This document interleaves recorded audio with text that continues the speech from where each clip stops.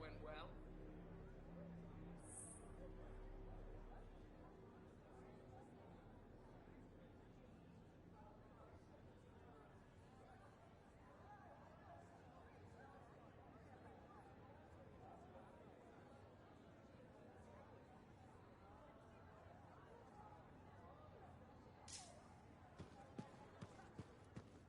Hey, freelancer, contract go alright?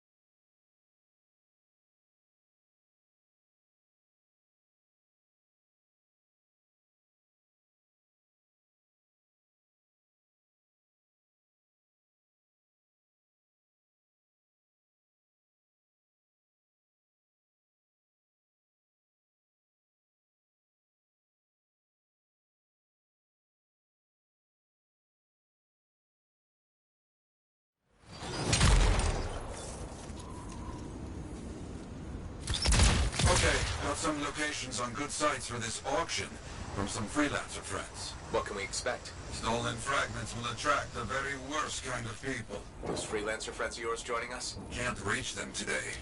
I'll keep trying, but you focus on finding Diggs and upsetting his plans. With pleasure.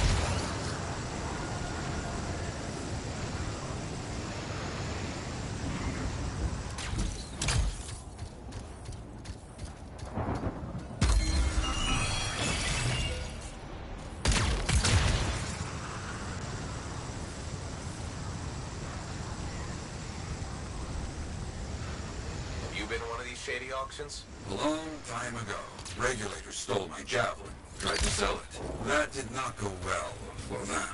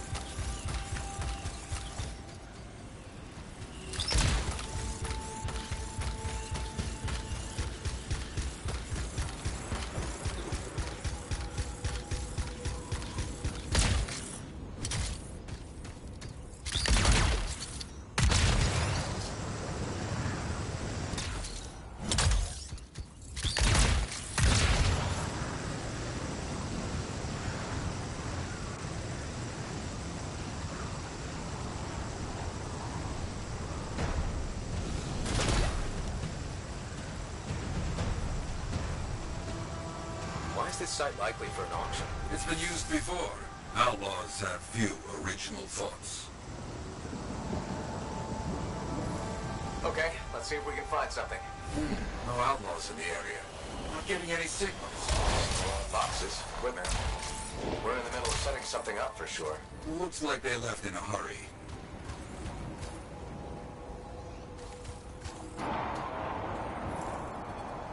Got something here. A partial map. I see. Looks close to one of the other locations. Worth a look. On my way. The damage takes cost. Can we fix it? No choice. Freelancers are needed. With your help, we'll make this right.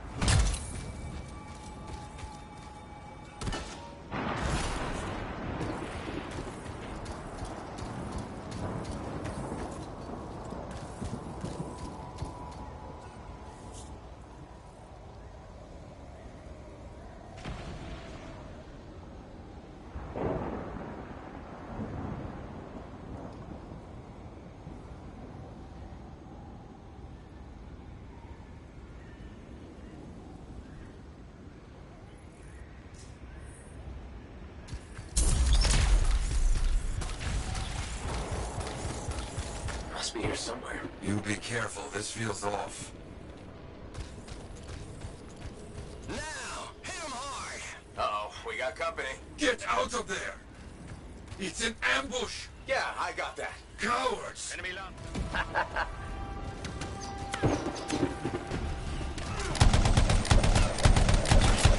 Diggs was right.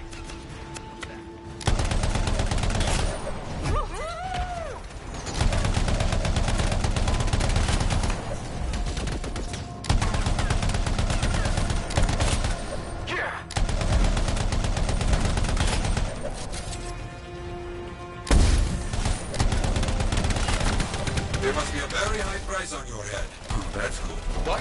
How is that good? They're scared.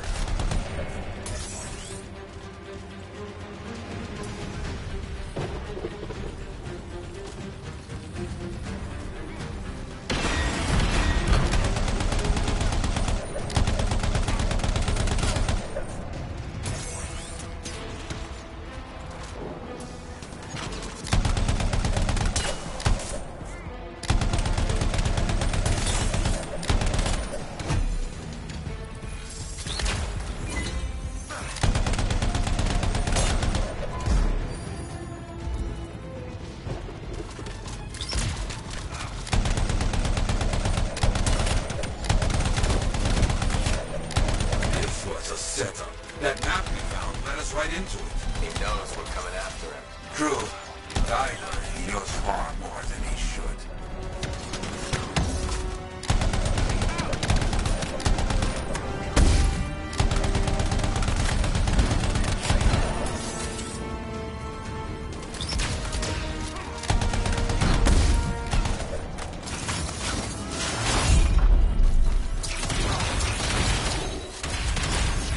Here comes some more. Diggs doesn't like us very much. Good. Is that it? I think that's it. Search the bodies. I bet we find where this auction really is. On it. Wait, I got a freelancer link here. Anything on it about the auction? Checking. Yes. It has a location. Not far.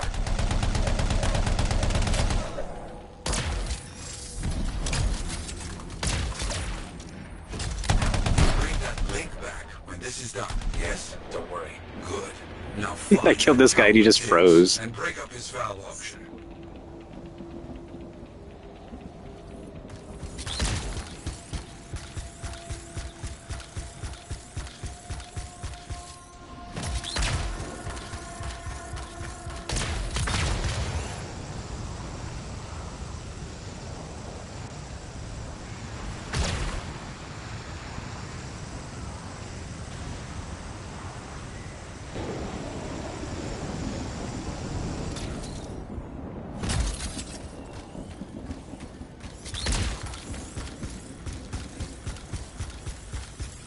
Big is happening. That's the auction. Find those fragments. Oh, and, don't get shot. Chapter 1 of the Freelancer's Handbook.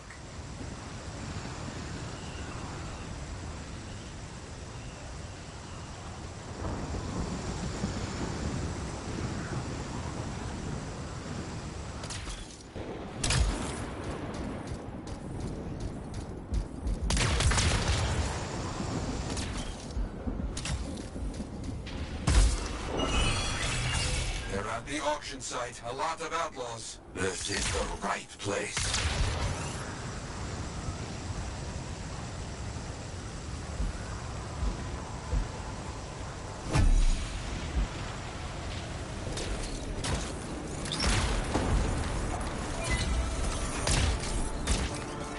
They're gathering the fragments. Hope they don't blow anything up.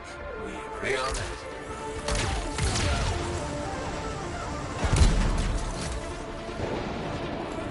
There, we got all the fragments. That will make Diggs very angry. Landing it.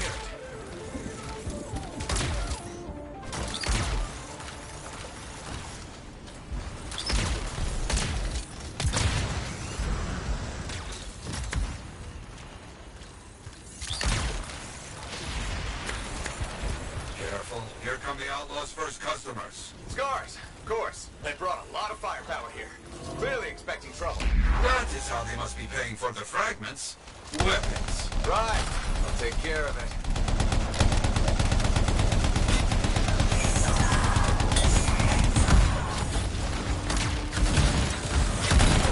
Must be a big payment. I told you, fragments are very valuable.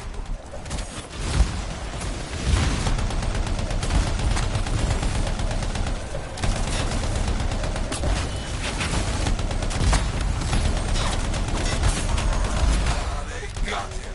They brought that giant cockroach down. No outlaw will ever get used to the weapons that monster brought.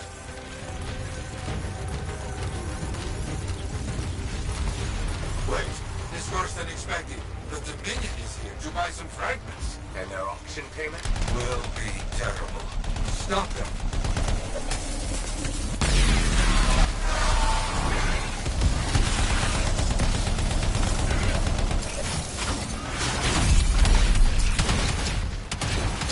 You'd expect the Dominion to show up.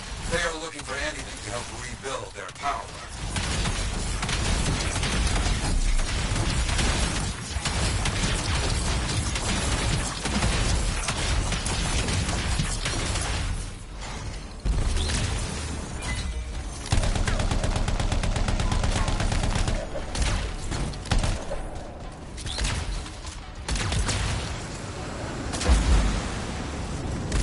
No payment from the Dominion was found. I don't like that. Fuck, that monster just ran away and then disintegrated. And no digs. Get back to the fort. We need a plan. Yes, we do.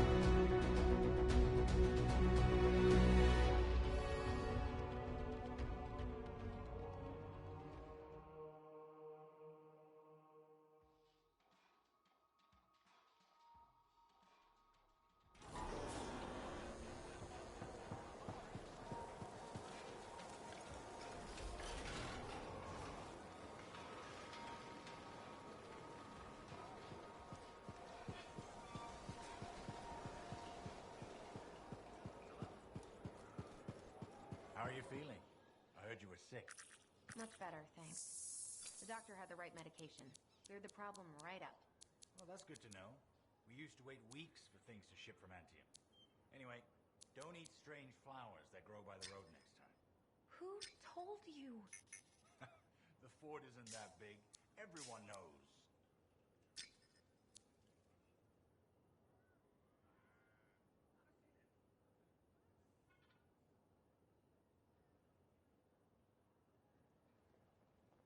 Someone told me they tasted peppery.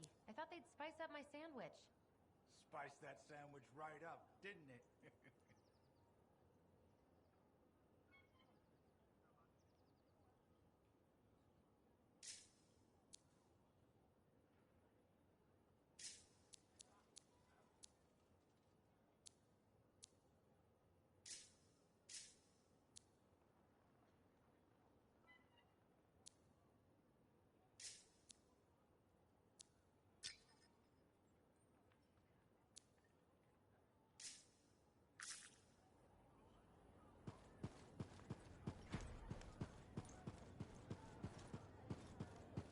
Hey, freelancer, contract go alright?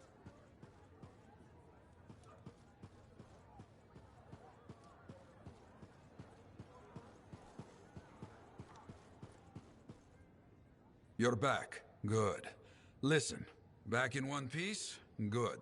Crazy Shaper bits recovered from auction. Also good. Let me guess. Not finding digs. Bad. Very bad. He is getting too powerful. Even the Dominion knew about the auction. Someone who looks like a freelancer to have those kind of friends? That's gonna cause problems. Now, despite our success, there's talk. Confusion.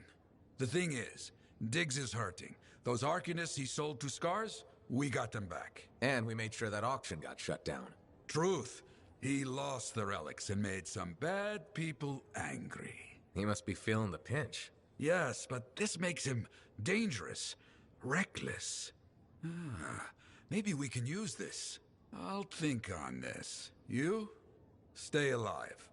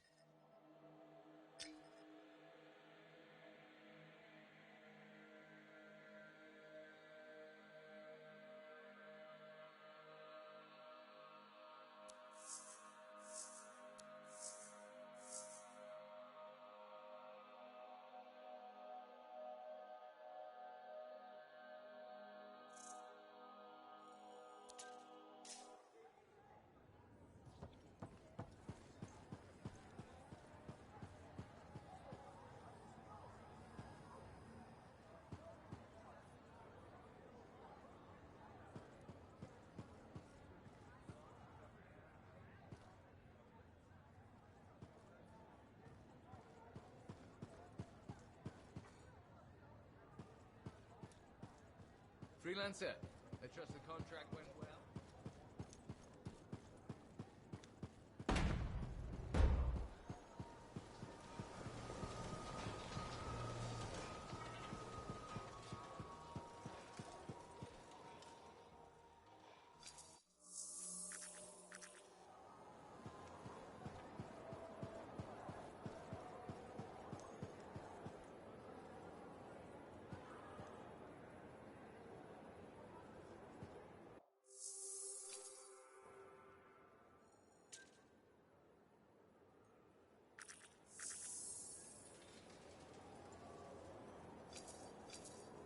Hey, I'm glad you're here.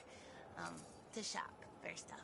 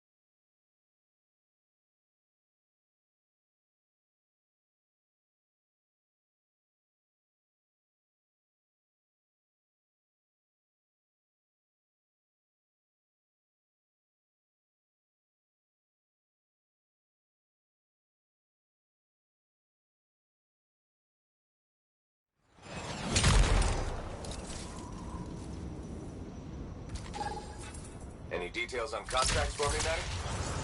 We are off to recover the records of a failed expedition, if my research is accurate. Okay, on my way.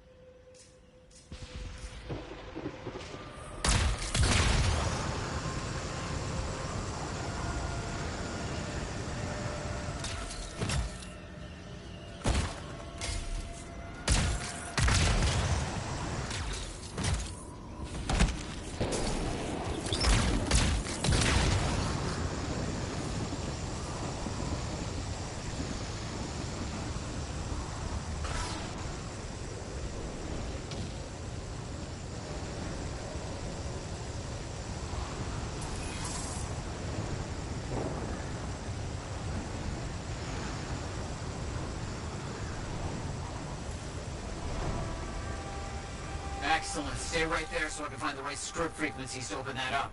No tuning points today. Understood.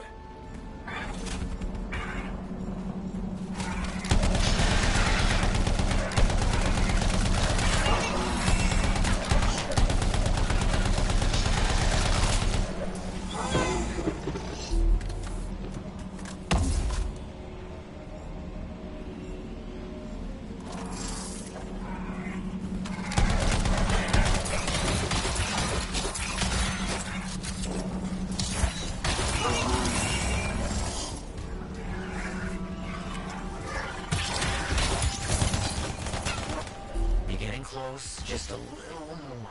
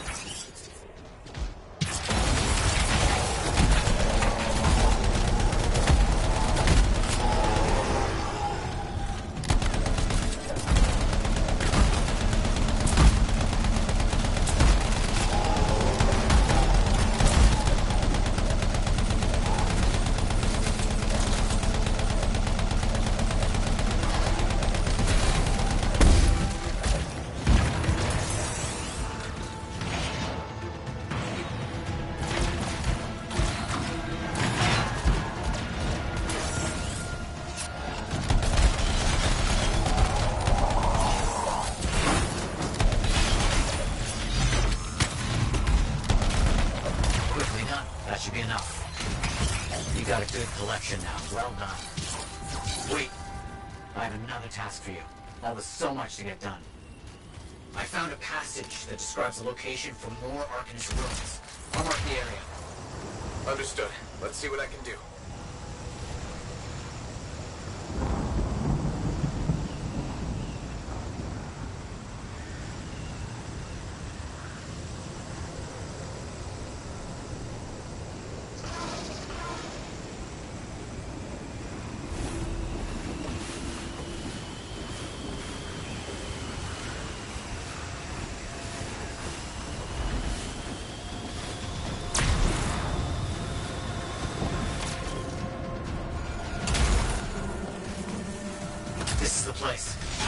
sources are correct, the ruins are nearby. I'll take care of it.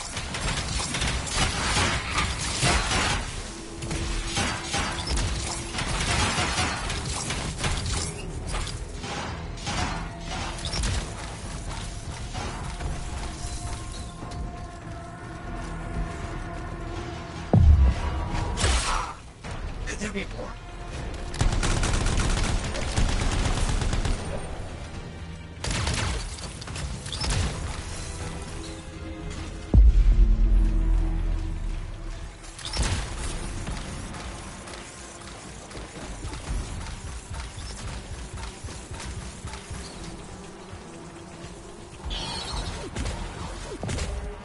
You're doing so well.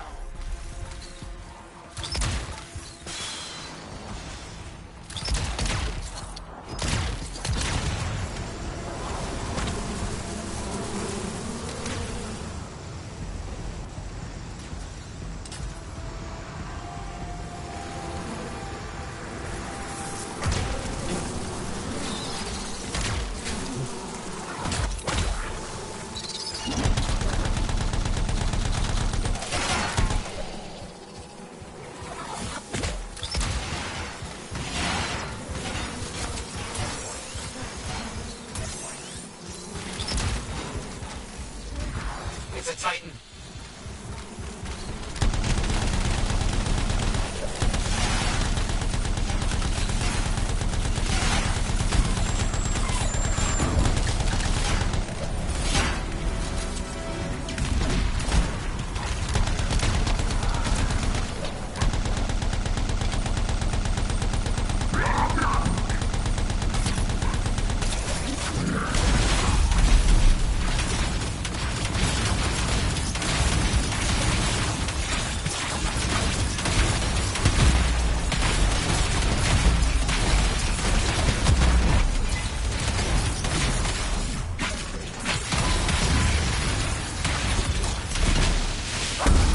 Yes, that should be enough. Oh, something important has just come up. It won't take long. There's a spot on which I want to set up some equipment. Can you make sure it's not occupied? Okay, understood.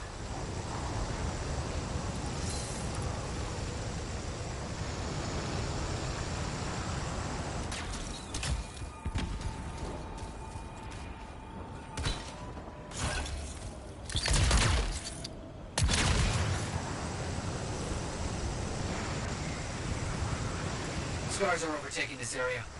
Dangerous things. You got it.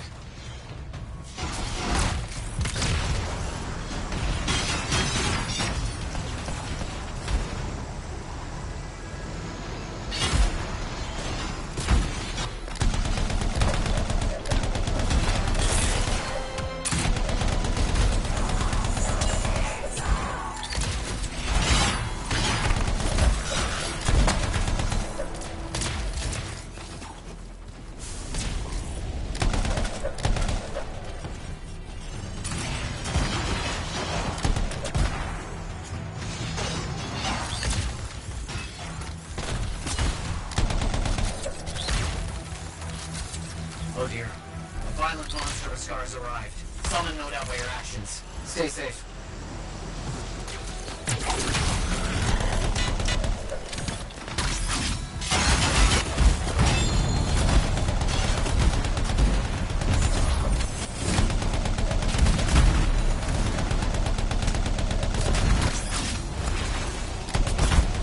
Another step completed.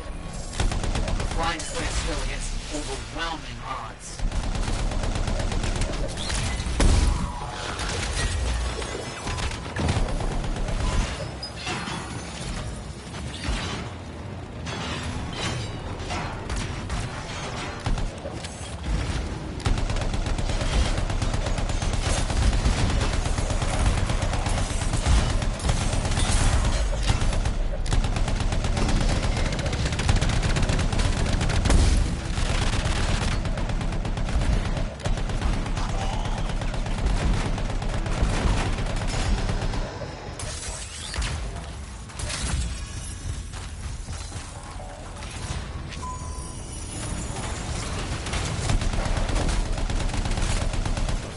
display of skill against overwhelming odds.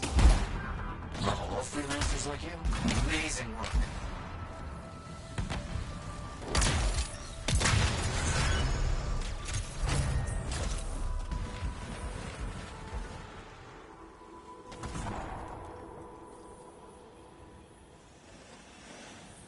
Hell yeah, Legend kill at 7:35, join at the perfect time.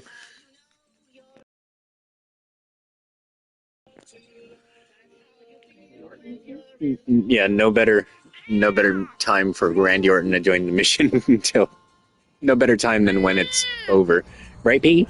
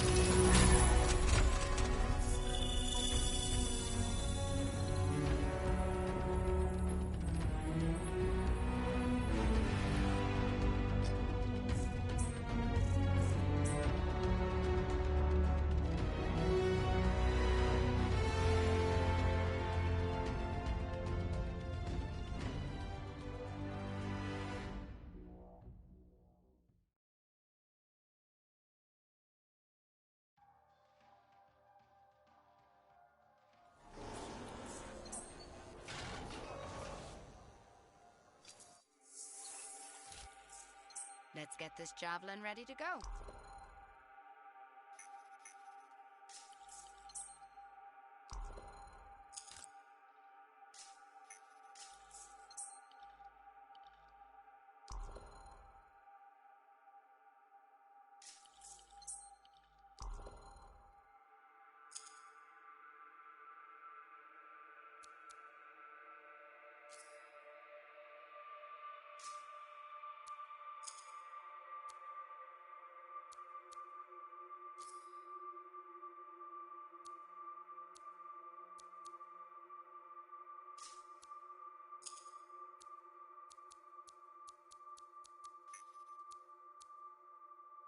Look, look how much more points I need to get my rank high enough for the last rank achievement. It says 714. My power is 714. I think it's like 720 or 725. The bar's almost full. God damn it. The thing that sucks too is I have enough components to put me over the top, but some of them are duplicates, and they're like certain one. Some of them you can re-equip duplicates, but these it's saying, oh, you already have this. And I'm like, bitch, shut up. I'd be done.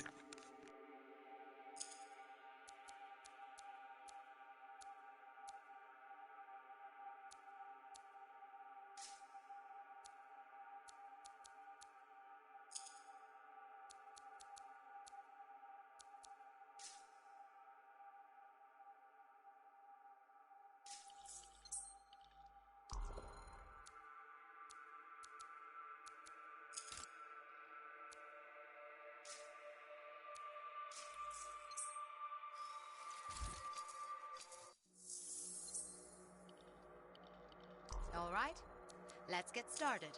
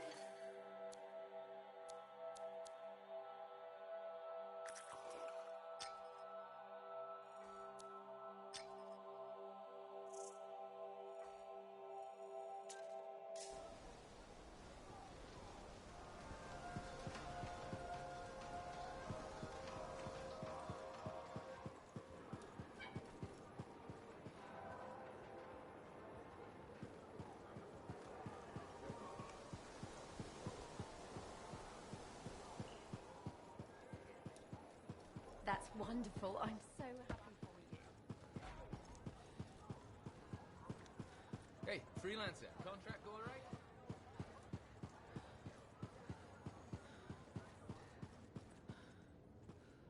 And here is the other member of this team. Hey, big star.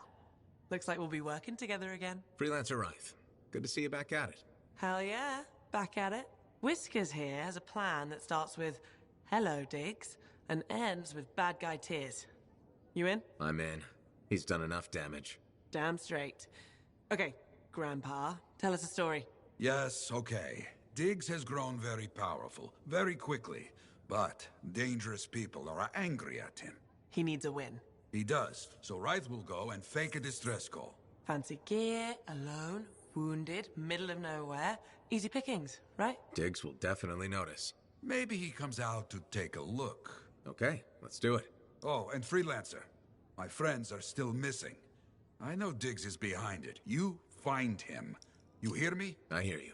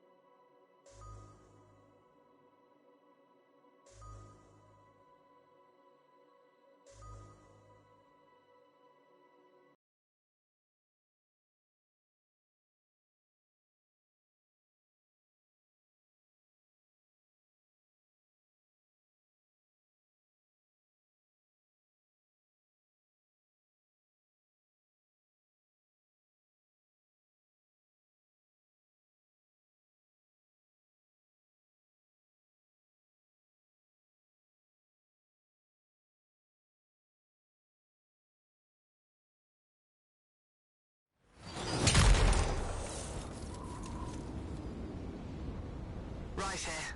I'm in position. You ready, partner? Ready? Right. I'm detecting your distress signal. Next, turn your tracer on. Arcanist tracer thingy is on. Tracer? If Diggs is a no-show, we can trace any comms. Someone calls him, we get a location.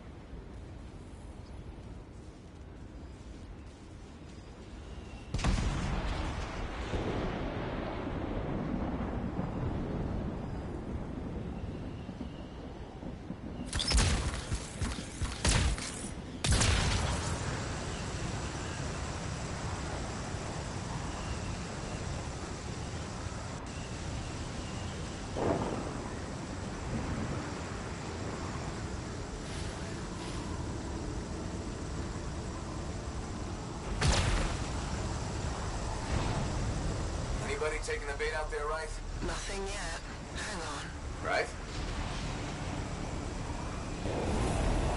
The party's started.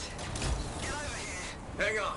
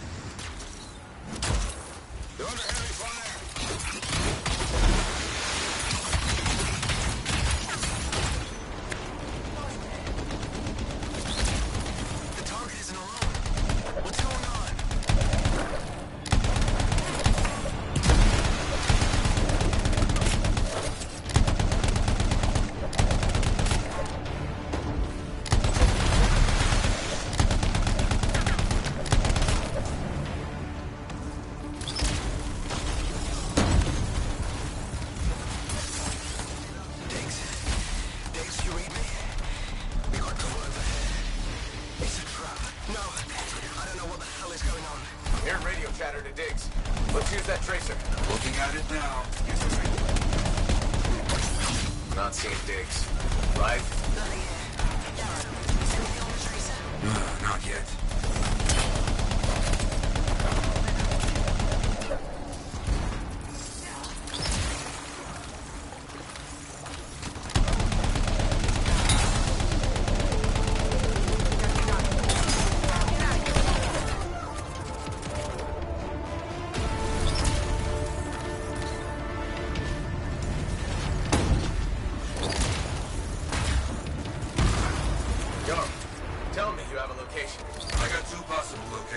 Best I can do. Two? Damn it. I got one. Right? I got the other. Go. Get moving.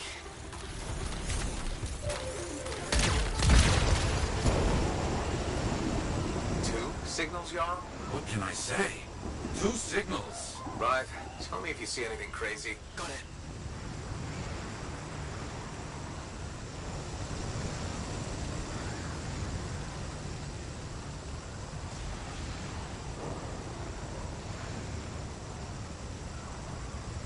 I see an entrance ahead. Right, you hear that? Yeah. Got an empty outlaw camp here. This might be a dead end.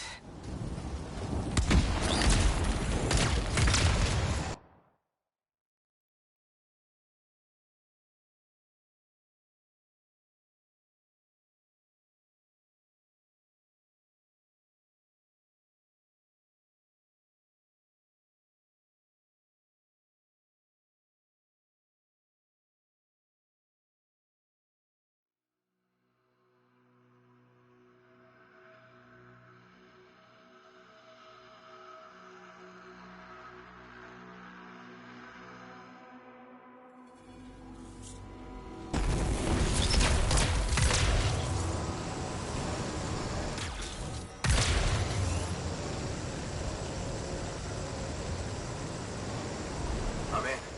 Seeing natural caves, waterfall. Nothing yet. You know they call this the necropolis? Huh? Our fallen are watching. Don't worry. We'll find Diggs. His story ends here.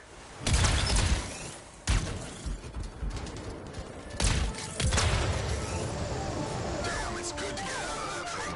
What happened? That Diggs bastard grabbed me and a few others. Go on, I'm right behind you. They're taking fire! Get over there! Understood. Hold on my way.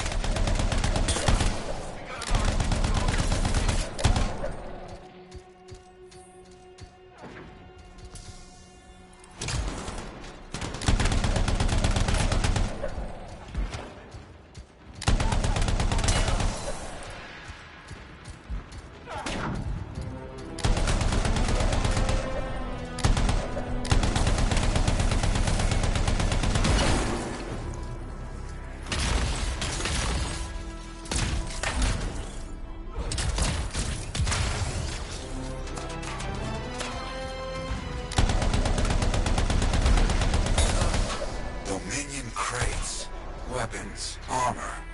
Not good. Diggs cut a deal with the Dominion.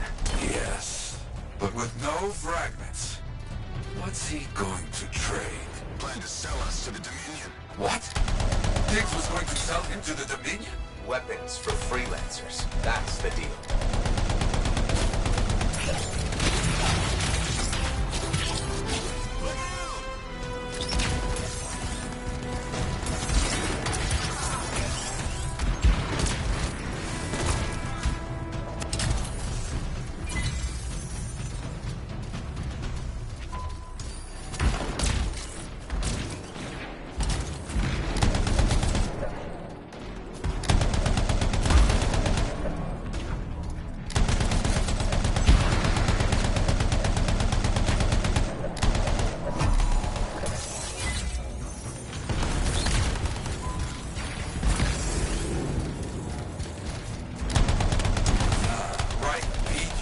Central Cavern. We can't let Diggs get away this time. You hear me? Like definite.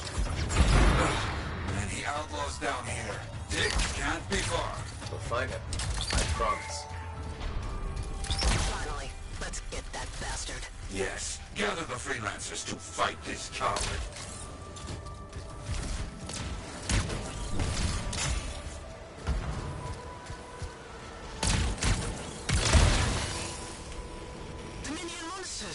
This is crazy. This is crazy.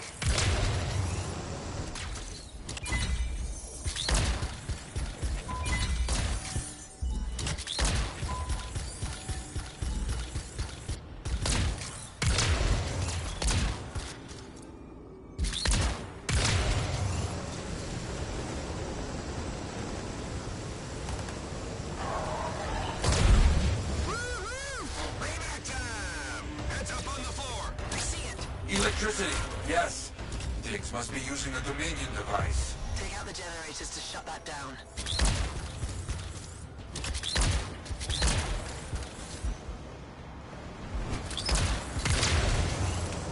Watch your flank!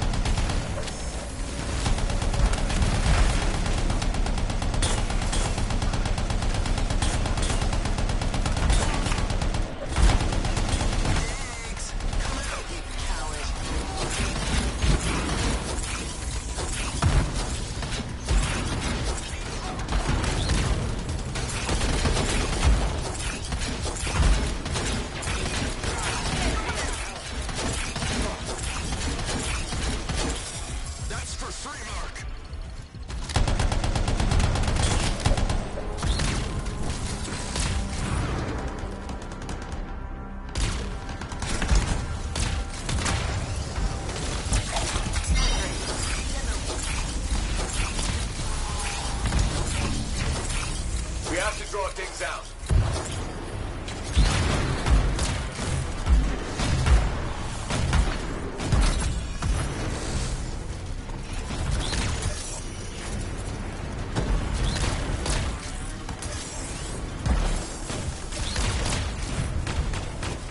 Looks like you brought your evil friends to the party.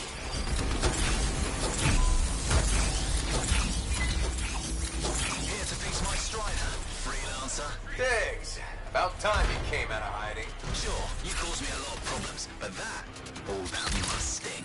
Makes me laugh every time I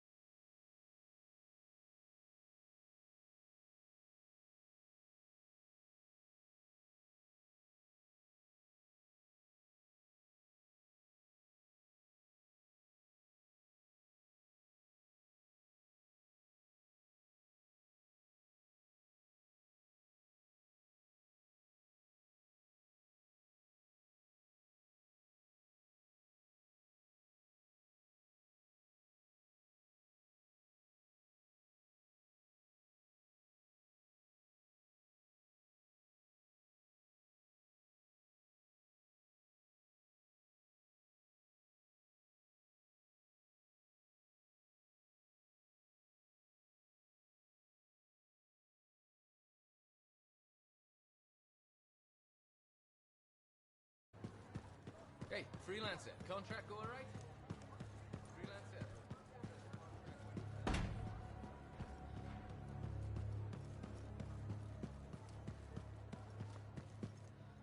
No more digs. No more digs.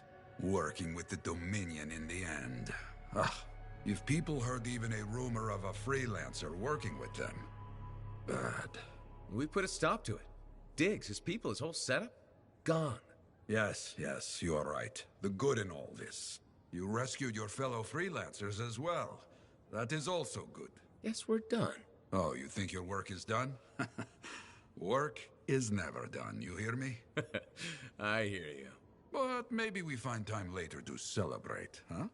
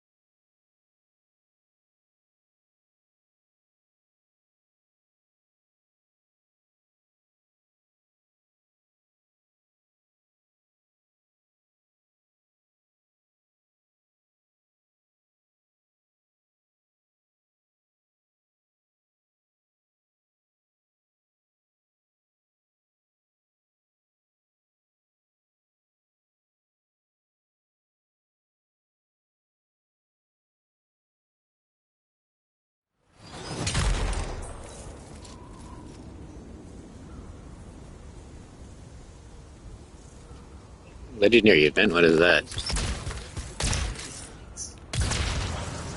I didn't even bring back anything for myself. We just went to like a coffee shop and just used it as an excuse to walk around. But then we got called home right away because our building manager needed us to help with something. So yeah, enjoyable lunch. But how are you doing? Happy New Year.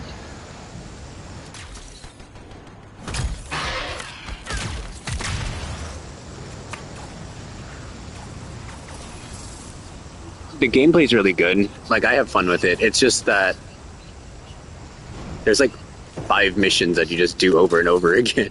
And it's been that way for like 6 years, apparently.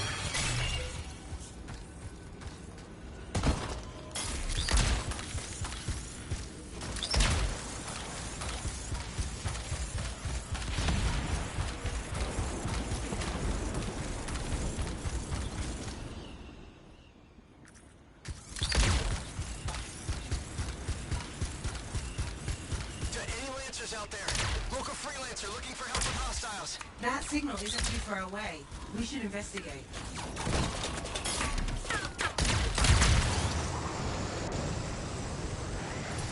Hey, freelancer. Could use your help.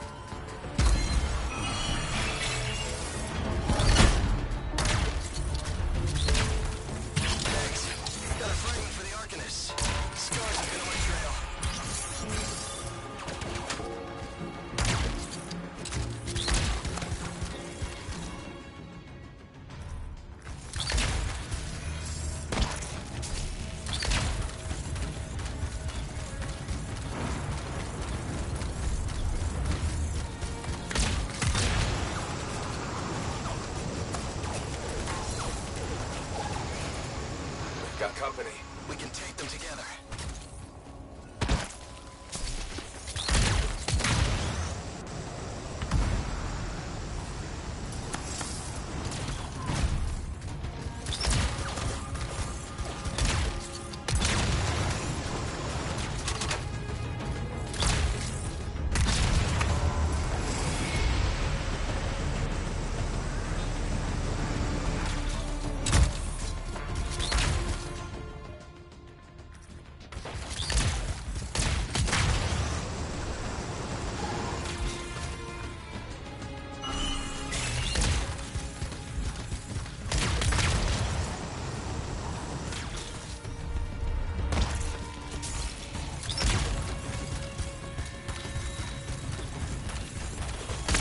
Uninformed what causes of the loss.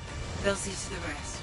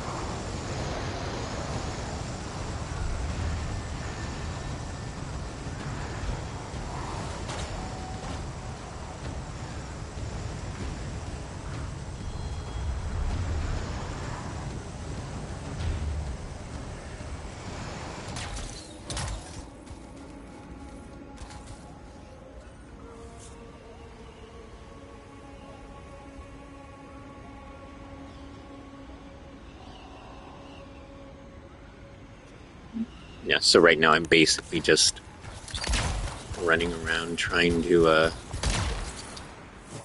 find all the collectibles. That's pretty much all I have left to do before I get the platinum and the game shuts down on Monday. Or I think whenever a game's shutting down, I never know if it's shutting down on the day that it says, or sometimes it's like that day at like 12:01 midnight, so it's really the day before, or sometimes it's based off a different time zone. So I'm aiming to have it done by tomorrow or Saturday. Not mess around with it, but since all I really have to do now is grind all these randomly generated collectibles for like 10 hours, like, should be able to pull it off. But yeah, if it looks like I'm... Yeah, well, it depends, because like when it's a lot of times when it's Western companies, they base it off of like whatever time zone they're located in, but I haven't found anything that says specifically a time. It just says the 12th. They sound desperate. That signal's in your area. But yeah, so right now I'm just kind of, like, there's no real mission right now. I'm just flying around aimlessly looking for shiny things on the ground or for question marks to show up on the compass.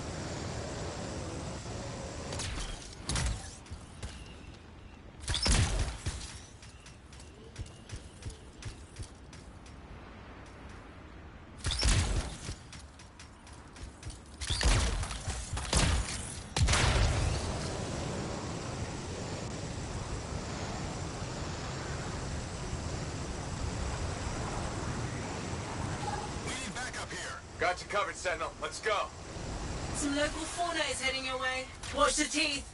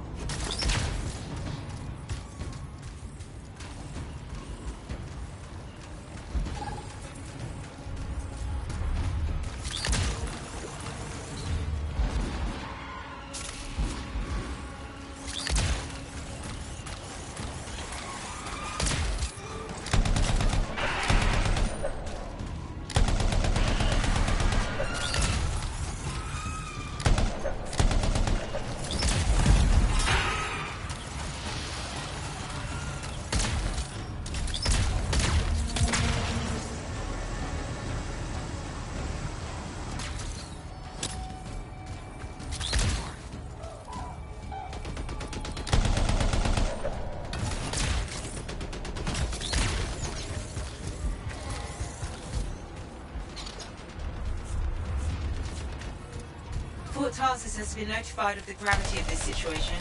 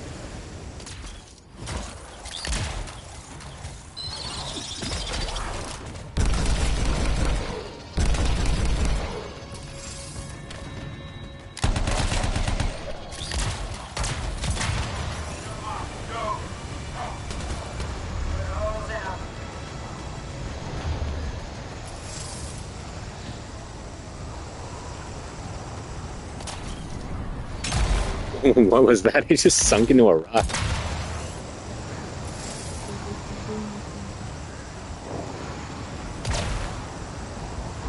Funny thing for like a big online game like this that are notoriously glitchy, I haven't really had too many glitches, but the ones that I've had have been pretty bad. Like I had missions like lock up on me twice in a row yesterday, and I was like far into them. They were long missions, so that was annoying. But other than that, I'm surprised that stuff like sinking into the rock, like what just happened, doesn't happen more often. Oh, I think this is the last collectible I need for this area. Oh my god. Hell yeah, Explorer of Great Falls Canyon. That's right, baby.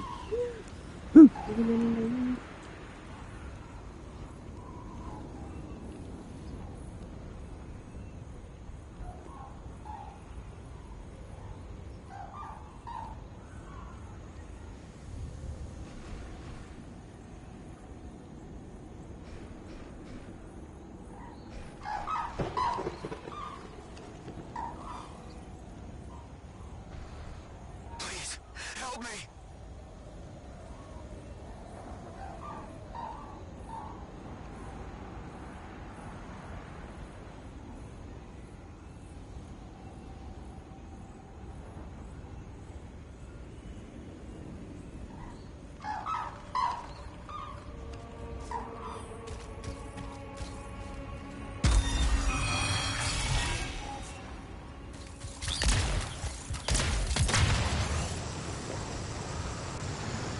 Oh, for Universal? Yeah. I want to see about the free 3-month thing. But, yeah.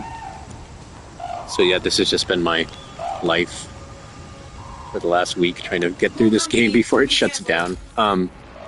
Also, school started back up this week, which surprised me. I thought we had another week, but now I'm really just trying to get this done too before it gets too busy and I don't have time to do anything else. But yeah. But anyway, how was your guys' New Year? Did you guys get to do anything fun, or did you just kind of relax?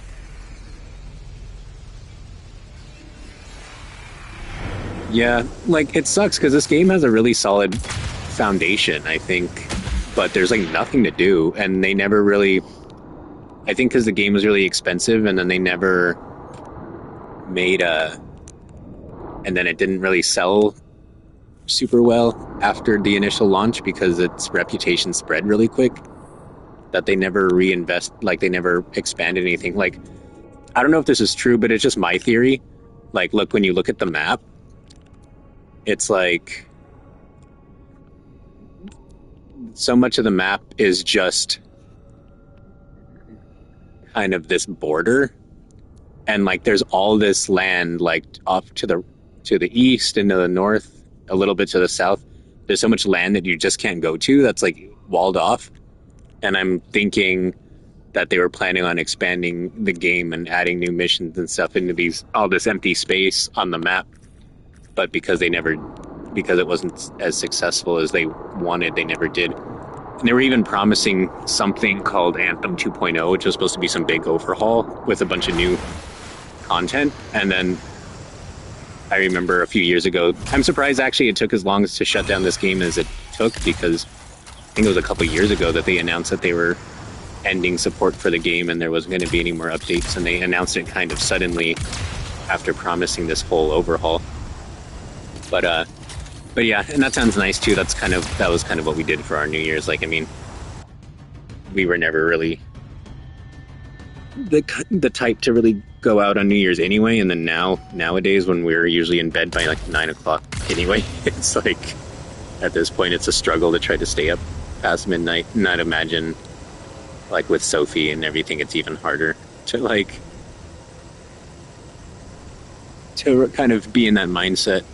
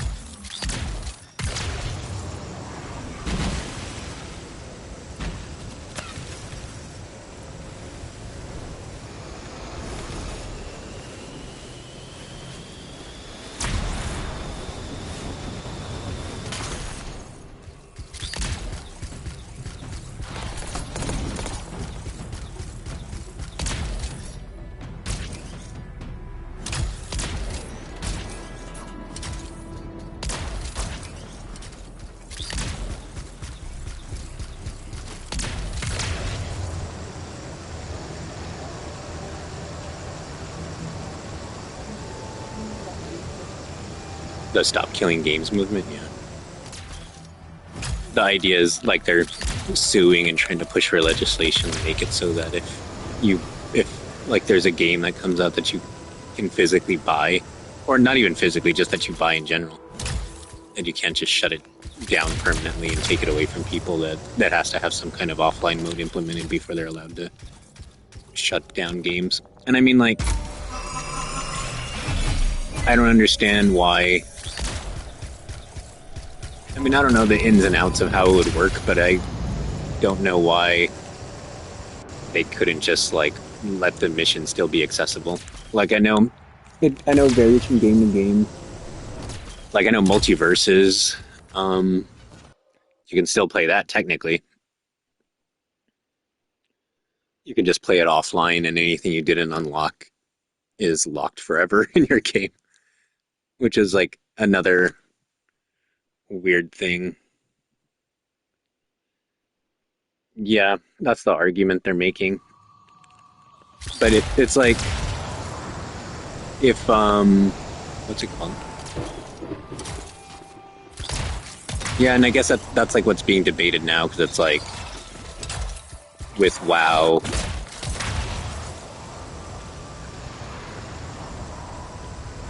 like, I feel it's weird though, because I feel like with WoW it's like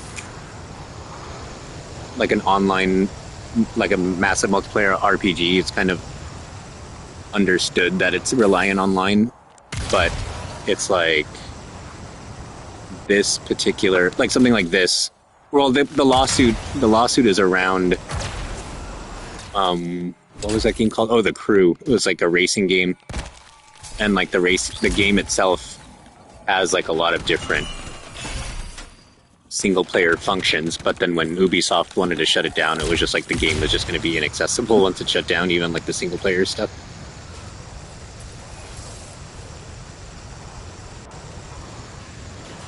Yeah, but I mean, that's another weird thing too for me personally, is where I don't think that the game should be shut down and then forever inaccessible, especially something that can easily be played in single player. Like this, like I don't know why something like this, like all the maps and the environments are still accessible. You just can't connect to the internet. Something like that is like something I don't get. But then just in general, like I see people, like Animal Crossing's a good example, where I always see people say, well, Animal Crossing's dead because they stopped releasing new content for it 2 years later. And I'm like, I don't need the game to last forever. Like, a game to me is not a failure if it stops being supported for 2 years, 3 years, or however long. To me, that's already so much extra content. Like, I mean, back before everything could connect to the internet, it was like Animal Crossing, whatever shipped on the disc, whatever shipped on the GameCube disc was what was in it. And then you got like a whole year of events that would, they would like cycle around again in the new year. But even if you just played it for as long as the new stuff appeared, that's still like a full year of content that you could play. So it's always weird to me, where I was actually watching a YouTube video the other day that was, what was it comparing it to? It was comparing Animal Crossing to some other game, and the person in the video said there's a reason why Animal Crossing died after 2 years, whereas the other game they were talking about still going. And I was like, I don't know, that's like a weird thing to me. It's like, I don't think Animal Crossing died because they stopped adding like free updates. Like, the game's still there, and you could still play the entirety of the game and all the updates they've added since then. But to me, I feel like that's like the difference. It's like, if a game is built around like a single player infrastructure, but that they just arbitrarily decided to make always online, and then the game gets taken away, and then now you can never play it again. Not only does that suck for the consumer, but that also sucks for the art aspect of it. It's like, now this art's just dead and inaccessible forever. Like that Suicide Squad game is a good example of that too, where the Suicide Squad game, if I remember correctly, was initially developed to be single player, and you could kind of tell by the way the game is set up. It's pretty much just like Borderlands, where you can play it multiplayer if you want, but there's nothing about the game that inherently requires multiplayer. But then it was apparently a mandate from, I think it was a mandate from either Warner Brothers or the management with the developer, that they wanted to jump on the live service money train, so they told them to repurpose the game into like a live service. And then of course that game was a fucking disaster, especially from the live service aspect. And then now that game's in a similar state as this one now, where they ended support for it in less than a year. The ending, the real ending, you had to play through all the, like, the game itself had a really like bad ending, but the real story continued through all the updates they promised. And then it's like, what's it called? What was I gonna say? Like they designed it in that particular way, then they ran out of resources, and then when the rest of the story came, like the game itself had an incomplete story, and then when the story later was supposedly completed through the free updates, like they ran out of money and they ran out of developers, so they laid a bunch of people off, and then the ending ended up being just like still frames from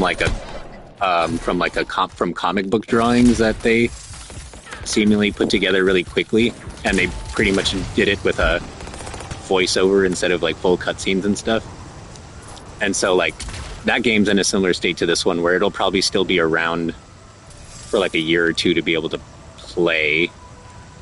But then I'm sure, especially with the Warner Brothers mergers and stuff that's going on right now, it's like I'm willing to bet that game's going to permanently shut down probably in the next year or two, I would guess.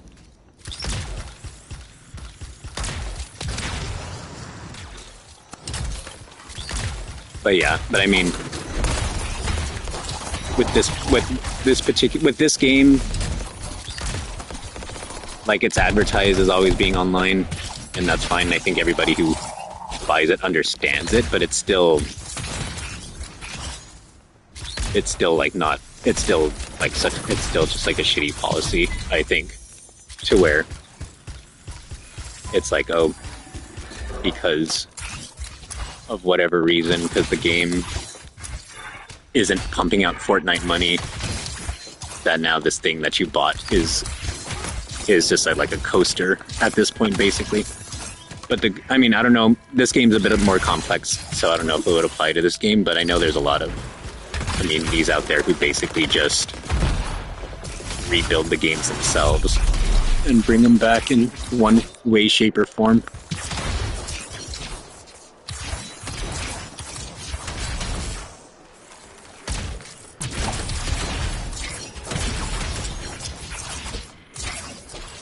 Yeah, and then you have the subscription services too.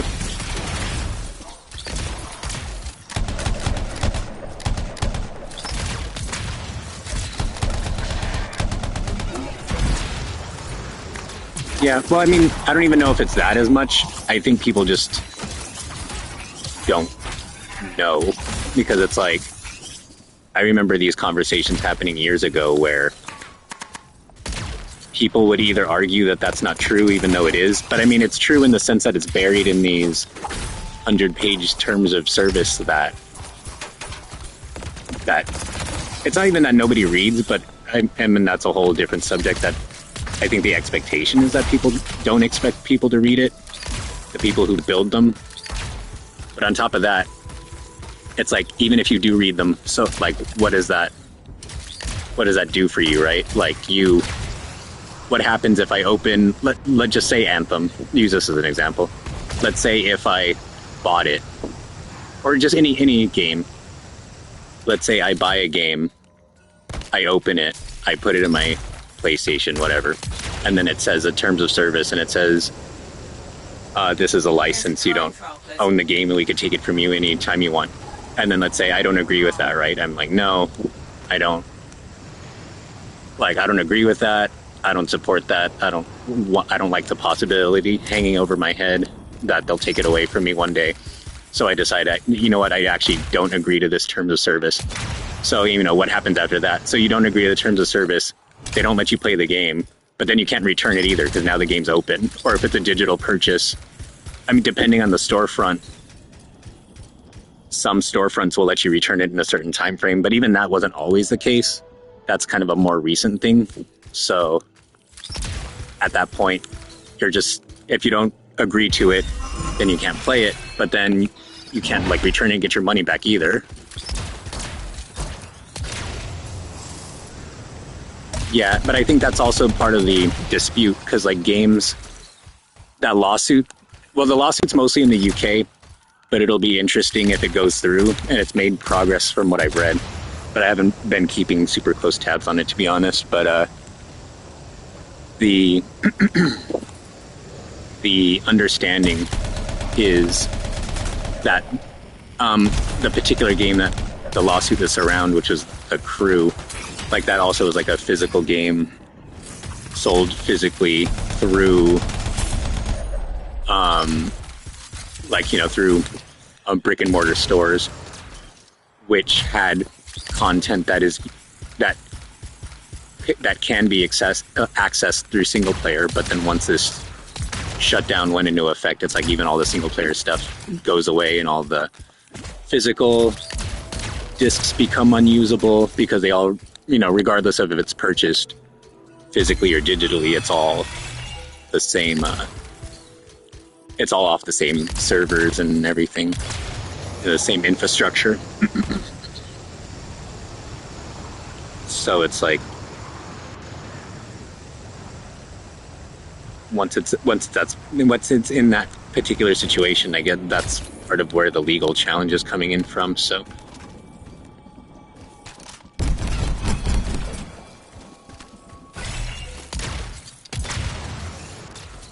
That's like a big reason too. I try to play a lot of these games when they're shutting down, because it's like, I don't know, I feel like being able to like stream it and create like a VOD archive of it is cool. Because like at this point what is this? Probably like the 5th or 6th game that I've tried to stream and record as much of as I could before it shut down. But yeah, I mean, that's a crazy part of it.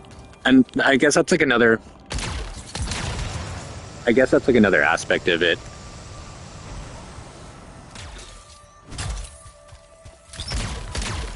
Yeah, but I mean, I feel like if for whatever reason you didn't want to upgrade, you can, like for any reason you didn't want to upgrade, you could still use a lot of those programs.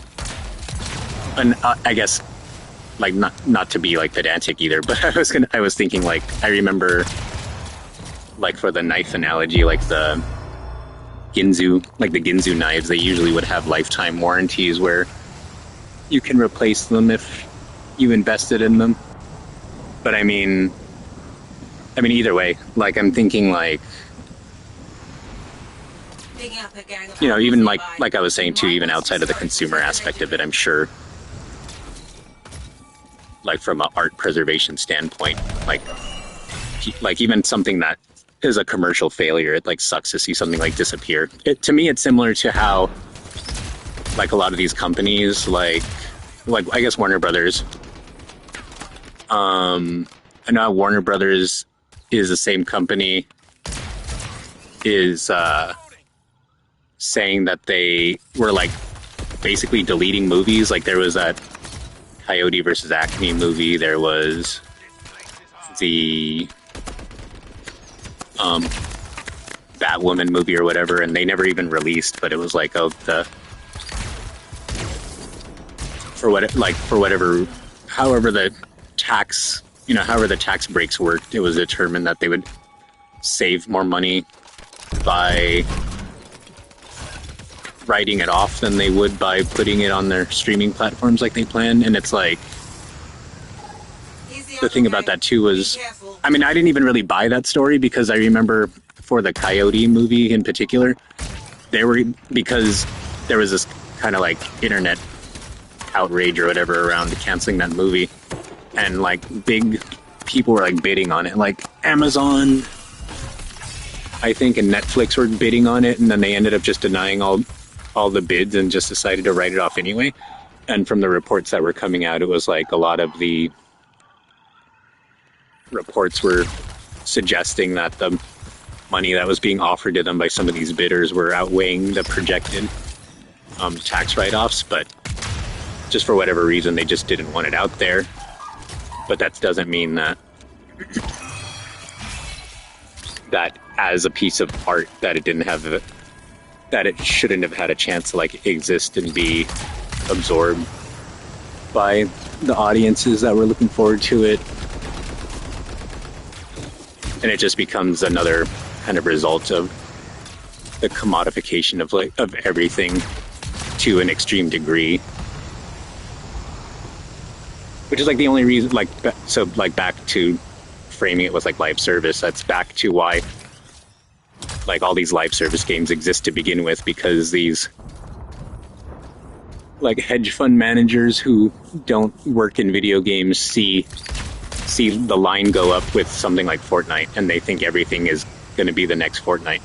But like the thing about live service games in general, which is why I think the model is so short-sighted, is that these games are essentially meant to be played forever, and yet there's only so much forever all of us have time for. So if you're already playing a Fortnite or a Apex Legends or whatever the case, you're not going to have especially when you're that engaged in it and you're like passionate enough about that game where you've already put in like hundreds of hours and hundreds or thousands of dollars in like skins or whatever. Like, there's only so much time that people have for this kind of stuff.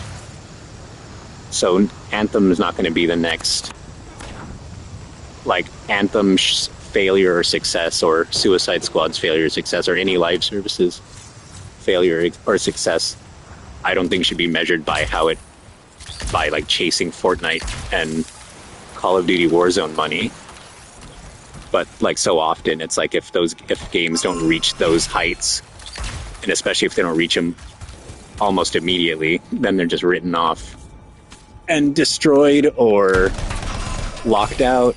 And I don't think that's right. Especially like when I said, these games could have all been easily like this. I don't think there's anything fundamentally different from this compared to like Borderlands, and I don't think there's anything comparatively different between Borderlands and Suicide Squad. But yeah, it's like, and that's the inherent issue with live service games in general, right? It's like you can't expect. It's an unrealistic expectation to expect these games to live forever, and it's like games like Fortnite are the exception, but they all think they are going to have the next Fortnite, and it's like, and even Fortnite, one day people will eventually move on from Fortnite, and then Fortnite will shut down one day. But I mean, even then, we'll see how that even would work out, since I know Save the World was initially Save the World was the initial main mode of the game, and then Battle Royale kind of just took a life of its own. So I mean, who knows how that would work. But and I guess too, just part of it is that games do and have found ways to keep the game playable offline. Like, I mean, Multiverses is probably the most recent example. I don't know if there's any other ones I can't think of, but like I was mentioning earlier, like Multiverses, you can still fully play it if you already downloaded it, and any characters and costumes and everything that you unlock. Well, not even that. I think they unlocked, I don't know, I haven't loaded up Multiverses pretty much since the shutdown, because like I don't know if you remember, I'm pretty sure I did at least some of this on stream, but I don't think I did all of it because it would have just been boring the stream. But I think the last trophy I needed was like play 500 matches in a team, and since I didn't really know anyone who either played it at all, let alone wanted to grind out 500 missions, I think I just played on I teamed up with an account that I made for Megan, and I just kept killing myself.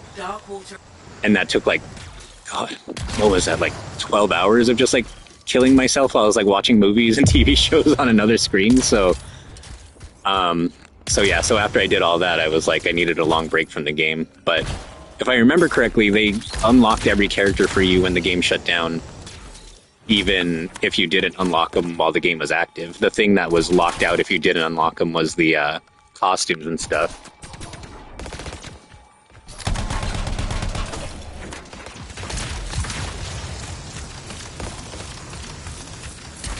So yeah, but I mean, that's why I just think that it's interesting, and I feel like it might have wider implications on other consumer products too, because it's like, just in my experience, a lot of times, a lot of these like terms, and I might be mixing it up with something else, but I could swear that there's been times where people have challenged terms of service in court, and it was kind of determined in some cases that the terms are only valid if you're under a reasonable expectation to understand or the terms, and it was determined that these long 100-page terms of services that lock you out of the product if you don't agree to it or weren't considered reasonable, something like that.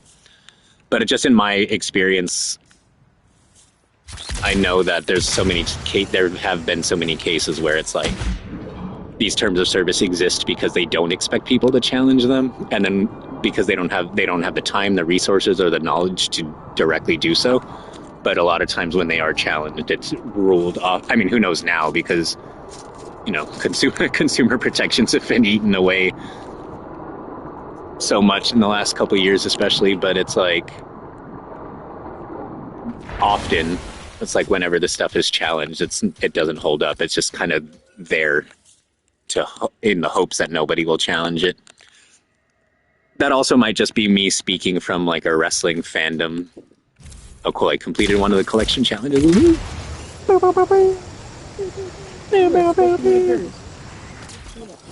Oh, it wasn't under me earlier. It slid under.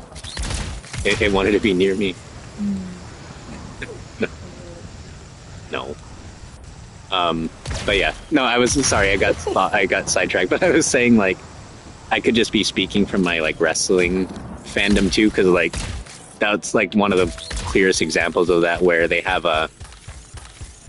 like a non-compete clause written into their contracts where they can't work for other wrestling companies for 90 days after being released or something like that, and it's only been challenged a handful of times, but every time it's been challenged, they immediately settle out of court and just let them work elsewhere, because I think they're afraid that those contracts are essentially bullshit and that they wouldn't hold up if scrutinized, so they would rather settle out of court than have a precedent set.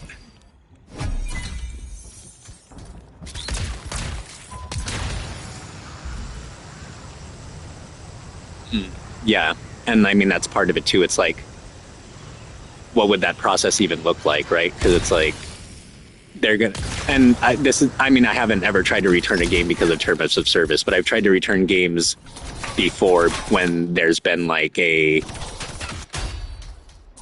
can't think of which game it was, but just for the sake of conversation, just say when Cyberpunk 2077 came out and was glitched. And in that case, they did do mass refunds, so that's not even the best example. But I know there was a game, I don't remember which one it was, where there was some kind of an internal glitch. Yeah, it wasn't Cyberpunk, but there was a game, I want to say like during the 360 days, where and then even with Cyberpunk, if I remember correctly, like Sony Digital initially weren't accepting refunds, and it wasn't until people started like mass complaining, and I could be getting it mixed up. It could have been Xbox or PlayStation. It was one of the two. But like one of the two initially weren't accepting refunds, and then when the retail stores started doing it, and then when the opposite console started doing it, then they kind of went back and agreed to do it. But yeah, but I know Cyberpunk was kind of the exception to that, which is why I was saying it was like not good for my hypothetical. I just can't remember exactly what game it was. It might have been one of the Street Fighter games. I'm not sure. Either way, it doesn't really matter which game it was. But there was a game where there was like an internal glitch, and it was like, yeah, and then there was like a glitch or something, or there was something where part of the game was inaccessible, and I tried to return it to the store, and then they were like, well, it's open, so we can't accept it. And they said it sounds like a manufacturer issue, so you have to contact the manufacturer.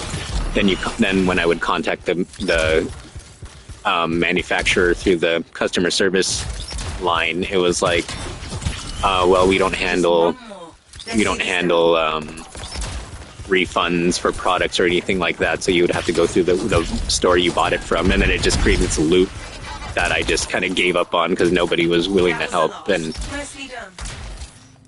at that point, it was kind of like, well, hopefully they'll just patch it and it'll get better at some point. But it still sucks because by the time they patch it, it'll probably be discounted. Whereas that's usually how games go nowadays, where it's like the people who pay the most money for it on day one are essentially like the beta testers, which is why outside of like companies that are pretty reliable, like Nintendo games and products, in most cases, like I try my best not to buy anything on day one. I usually just wait for discounts. But yeah.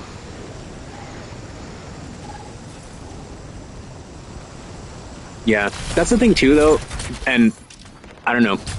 It seems to be an unpopular opinion, but I have no problems with pre-ordering, mostly because pre-ordering is, in my experience, pre-order's never been a like mandatory thing. Like, you're not obligated. Like, for me, whenever I would pre-order stuff, you can cancel the pre-order at any point.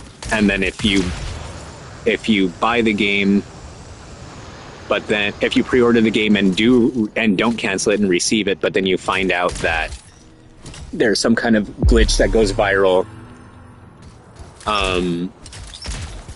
then you can still return like, even if you paid full money on the pre-order, then,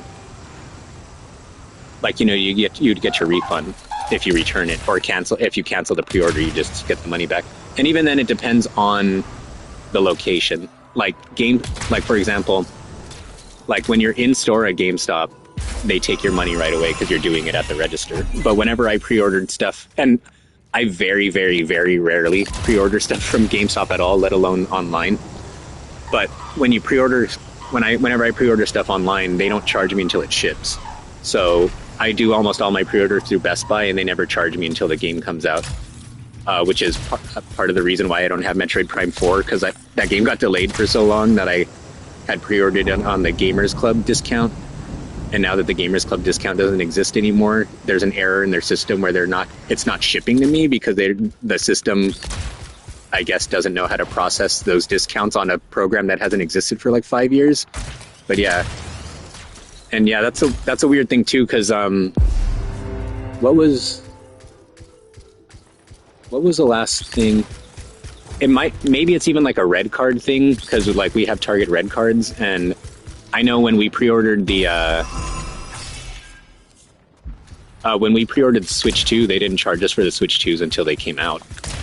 And like whenever I pre-order stuff from Best Buy, they don't charge us usually until we pick it up or until they ship it.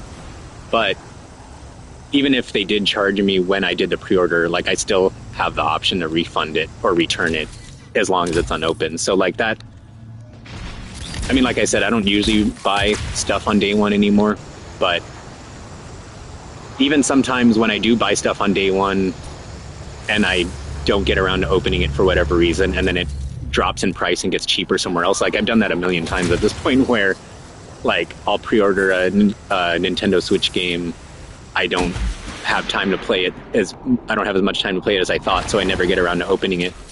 And then like maybe a month later, another store has it for cheaper, and like I'll just take it back to Best Buy and be like, hey, like could I return this because someone else has it cheaper and I never opened it, and then they just take it. I get my money back and then I just rebuy it somewhere else. So it's like, so that's part of, oh shit, I just realized I found a spot with like 10 mushrooms to harvest, which is great because I need 200 of them. Well, I need 50 apparently. That was my 150th mushroom that I harvested.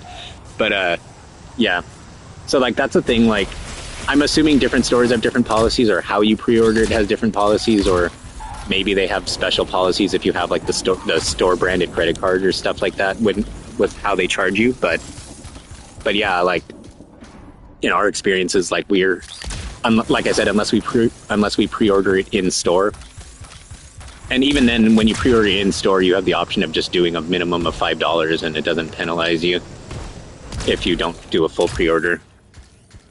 I mean, yeah, that might be it. Like, I can't really say on pre-ordering Target games because like I said, like pretty much across the board, I get all my stuff through Best Buy, and then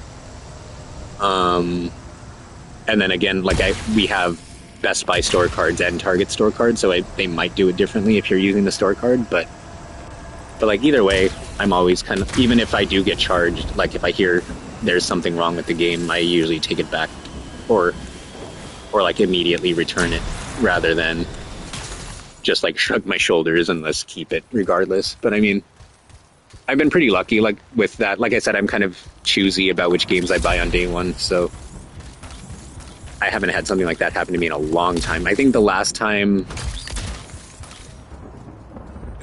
something like that happened to me maybe was Street Fighter V, and even that wasn't necessarily a glitch. It just turned out that game was like really, really bad on launch day. Like it didn't have a single player mode at all.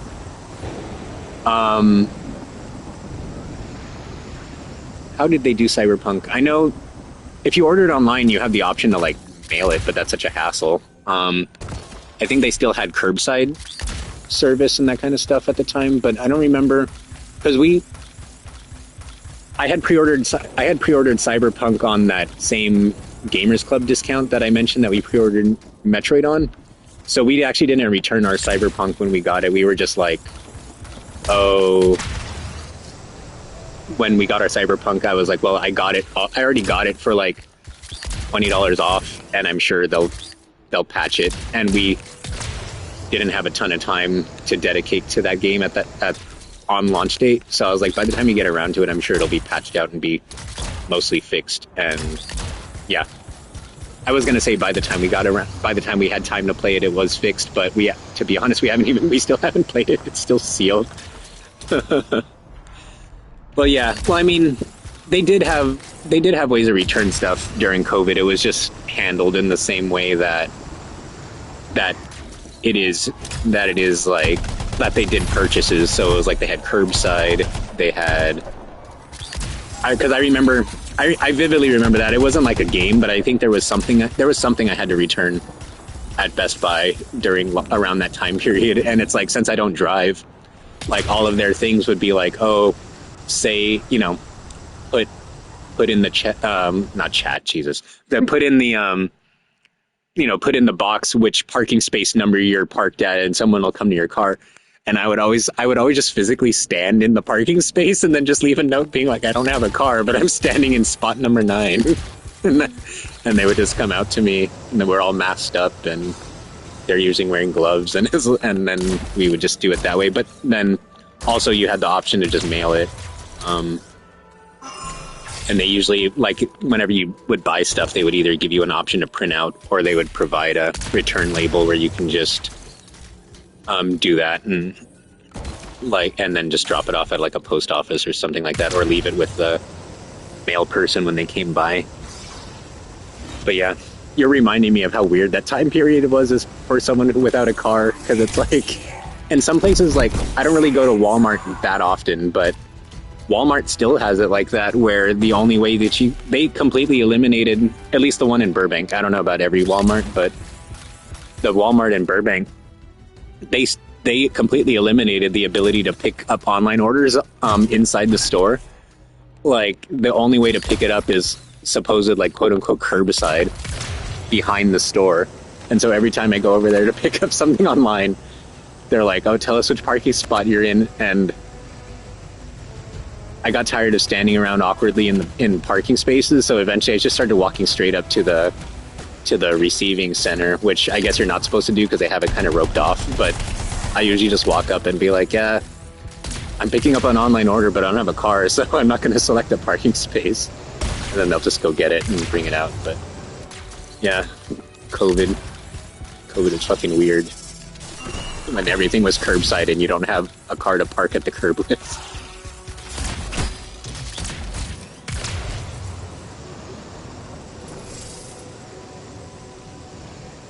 I need way more minerals than I need mushrooms at this point.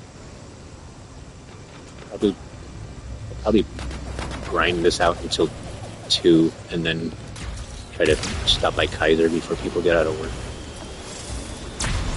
I was gonna go get my shoulder checked out. I like tweaked my shoulder lifting weights like a week ago, and it doesn't hurt a lot, but it's like it's nagging, and I'm like, well, I should get it checked out just in case before it has a chance to become something worse if it needs some kind of attention or if I need a sling or something. Like, I can't remember what it was on Wednesday, but I think I was in class, and when I was kind of zoning out in class, I was like pumping my shoulders forward, like almost like a dance, and my left shoulder were the one that was kind of slightly in pain. It kept going like click, click, click, click every time. I was like, oh no, it's not doing it right now. But when I was doing that in class, I was like, yeah, maybe I should go get it checked out. That shouldn't be happening. That wasn't happening 2 days ago.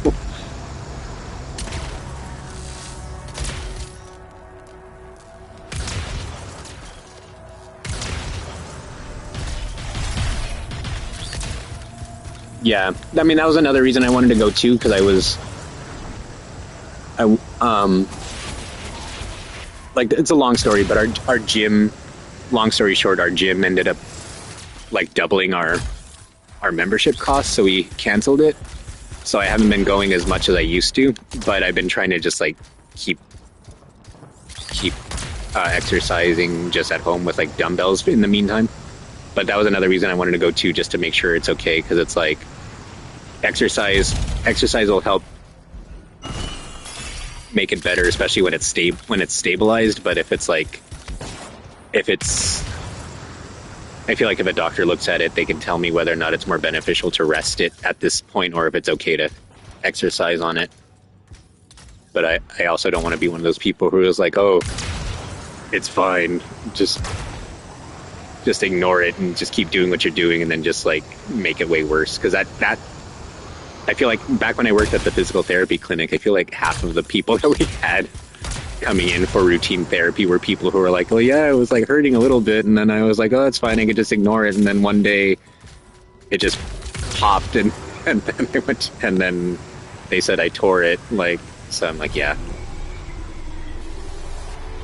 feel like I've been around sick people so much in my life that I'm kind of like, yeah, it's always better just to make sure, instead of just trying to like tank everything and be like, it's fine.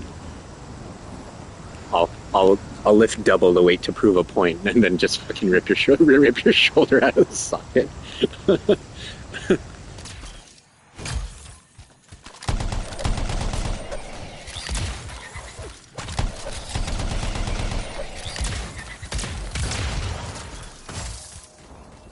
Oh crap, another pile of mushrooms.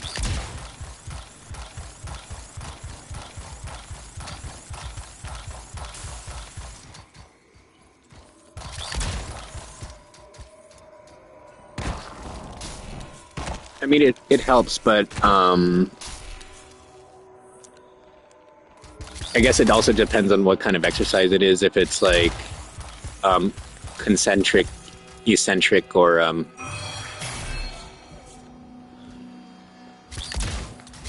but I mean, yeah.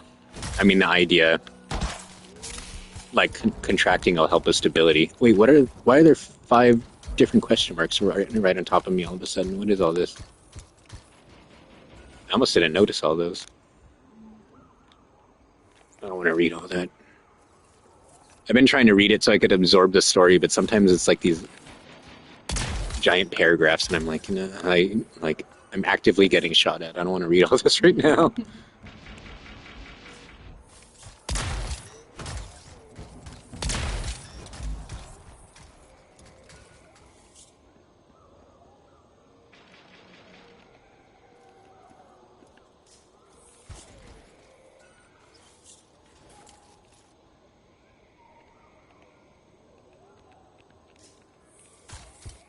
There's one more question mark somewhere over here. Man, I don't know if I've ever found a spot before that had like 5 question marks all right next to each other like that. And I'm inching ever so closely to my Sentinel Loyalty 3 trophy. Oh, another one? Damn. Okay.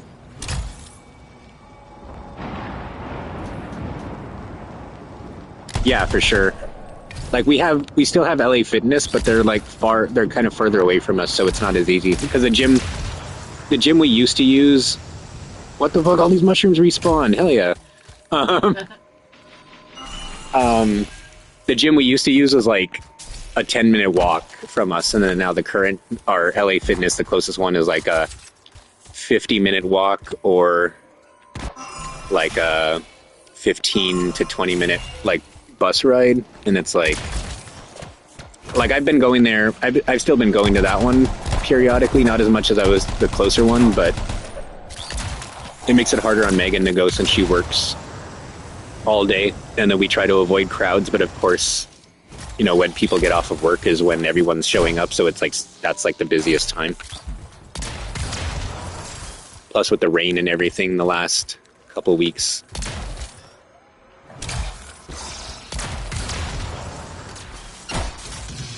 Yeah. I'm picking up a Dominion patrol close by.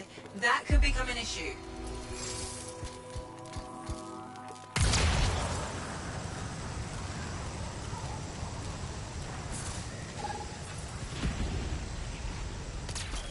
That's the Dominion patrol, all right. Be careful. They put a stop to Dominion patrols on me. No, I don't. I will.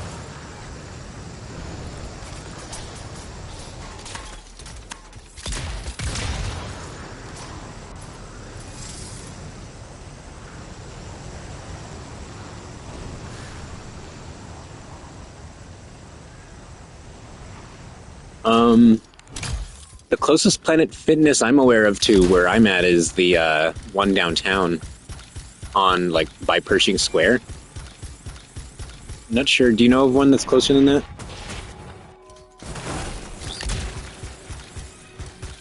Yeah, that's the closest one I know of.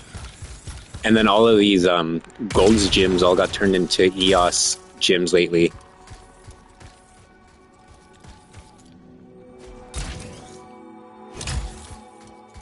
One of our friends goes to EOS, and we went with her for a while, and I liked it a lot, but that one's even harder to get to than the LA Fitness, so I didn't bother going back.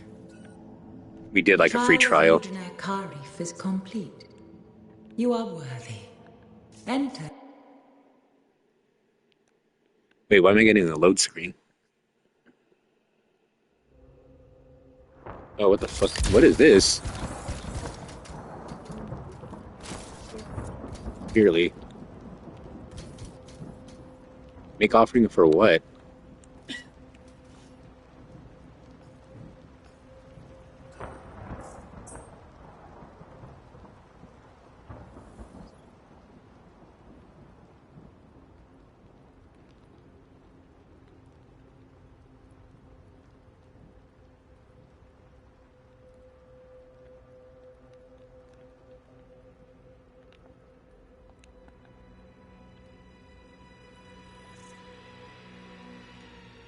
Okay. I don't know what any of this means. Alright, I'm leaving. I don't even need more equipment. I'm high enough level to get the last trophy for completing a mission at the highest level. Not even the highest level, but second highest level. I don't even know if it's possible to get to the highest level. I would assume you would need all legendary gear on every piece, but oh my god. I only have like 3 pieces of legendary gear after playing this game for like 45 hours total. I don't know how much of a nightmare it would be to get an entire armor set of legendary equipment. Which, like right before you jumped on, we were watching a video in the background of all the things that kind of caused this game to fail. And like, I got this game when it first came out because I was really hyped up on it because it was developed by BioWare and I was still coming off of like Mass Effect and Knights of the Old Republic and all that. And also, this is, I keep mentioning this, but this is still when Best Buy had their Gamers Club discount. So back then I was buying games kind of like somewhat flippantly because I was like, well, it's like everything's 20% off on top of all the gift certificates they would constantly give us. So I was constantly getting brand new games for like $40, $30 on launch date. And so if I was like mildly interested in something, I would probably buy it at the time. But it was like, I beat the story on this game. I think I played online and tried to grind trophies and find collectibles for like a couple hours maybe. And then I just kind of dropped it because you just run out of things to do so fast. Like it's just an endless loop of the same missions over and over. But I've always liked the core of this game. It's just like after the story is over, which is the story, if I remember correctly, was only like 10 hours long. And so like after you finish the story, there was nothing to do but play the same missions over and over again, basically.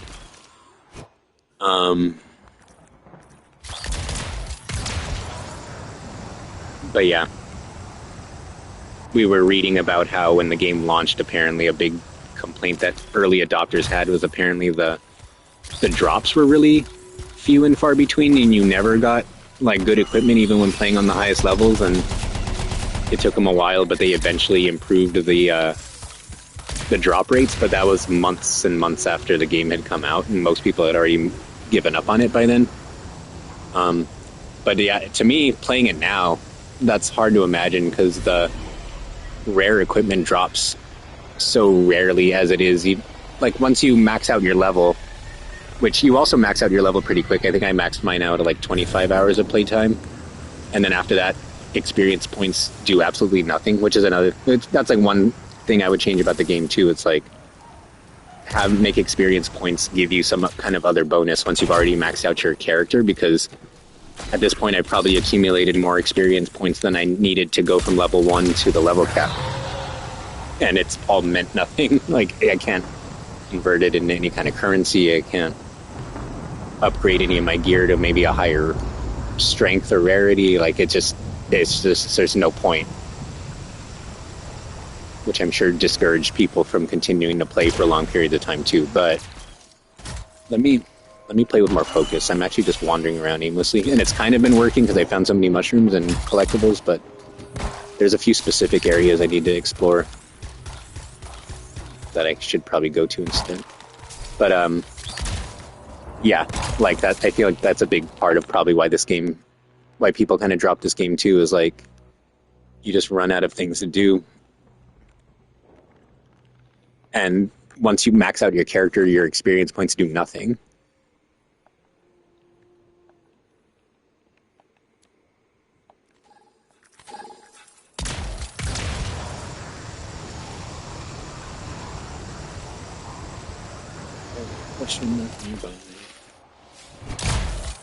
There you go. 17 more runes. I have to be getting close to finishing this mushroom collection thing because I keep finding so many. I'm hoping if I go to a place that's like more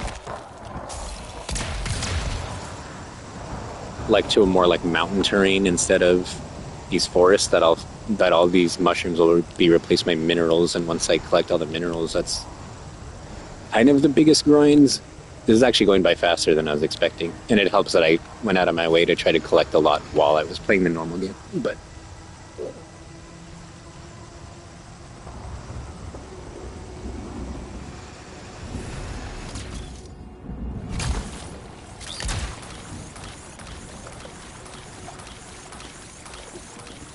I also wanted to do this. I meant to switch to because there's four different classes essentially. So the one that I'm using right now is like the more agile one with less health, but it also it's like really fast, and then it has really strong like melee attacks, like really fast multi-hit strikes and that kind of stuff. And this is my personal favorite one. And then there's a there's a big one that carries a shield that's more of a tank and it has like more health, but it's a bigger target and it's slower moving. And then there's a ranger, which is kind of the it was like the last, for some reason it's the last one you unlock, but it's the one that feels like the most like default mech, where it's like a jack of all trades. It focuses more on more traditional like shooter equipment, like it has grenades and homing missiles and stuff like that. And then the one that I meant to use while grinding this out, and I'll probably switch to it when I come back from the doctor, but it's like a mage type where if I remember, I literally haven't used it since I first played the game 6 years ago. But if I remember correctly, it can fly longer. It can, you can use like force field type shields to like reinforce your shields, and then they have a lot of elemental special attacks where they can like summon like fire and lightning and stuff to attach elemental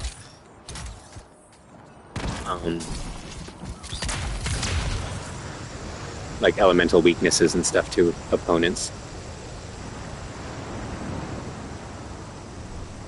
So that one's really cool. That one's probably my second favorite. Start the trial when ready.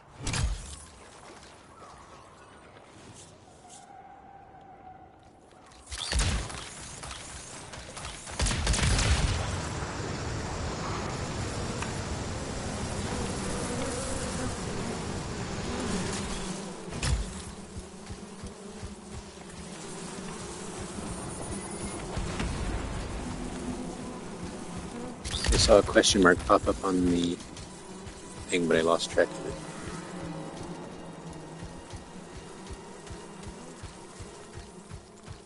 Okay.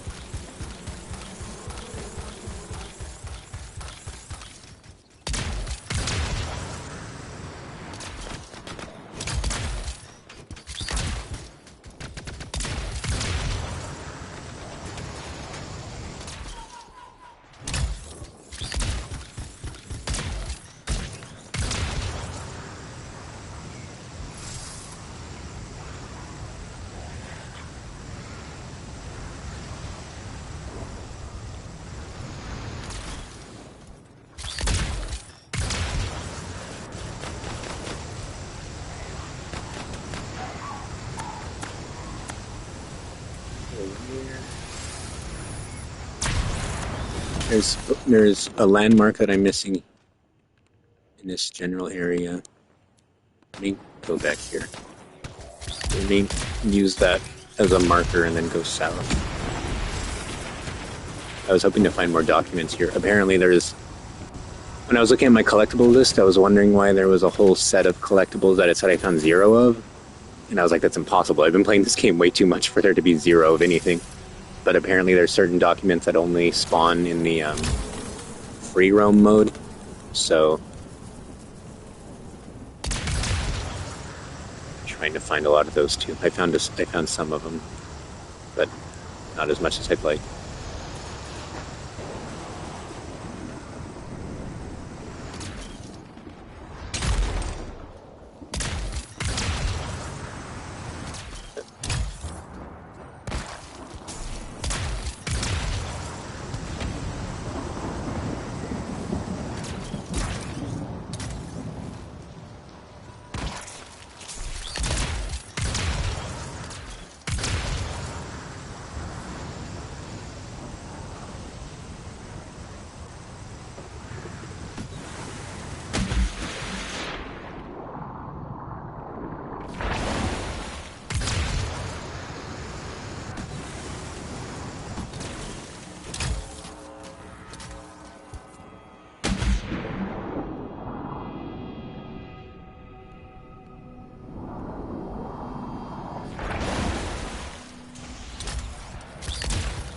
A question mark here where they could go.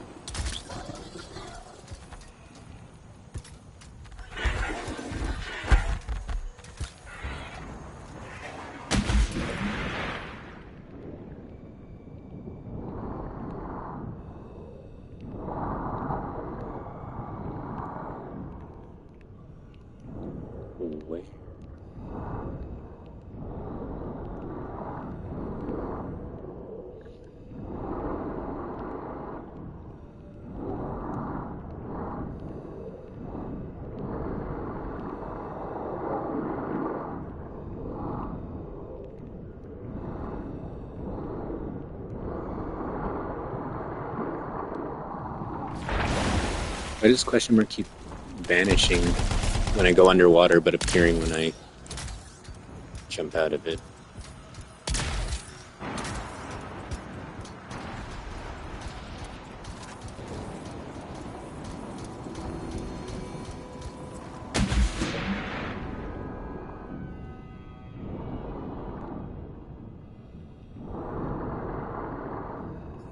Oh, that was a waste.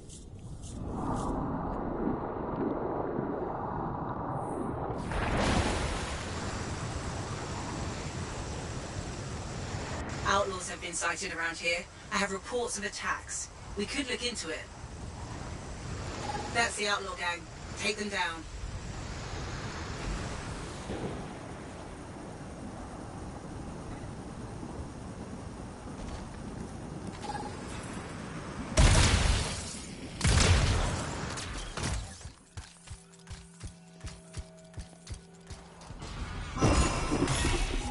I really need an infinite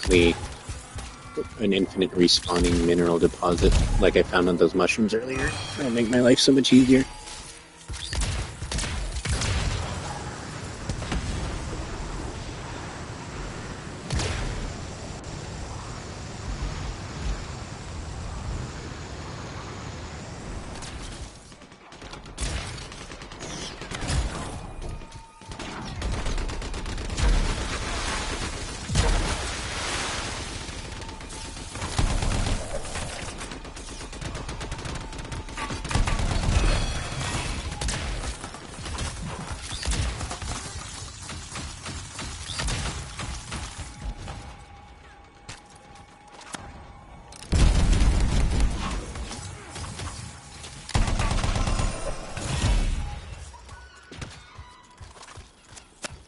Yeah, I put it on easy so I wouldn't run the risk of getting killed.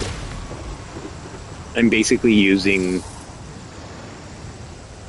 top tier equipment and going up against easy enemies.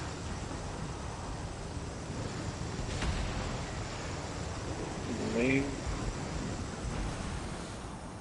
was trying to stick with Eastern Reach. That's where they said I'm missing a landmark, one of the trophies.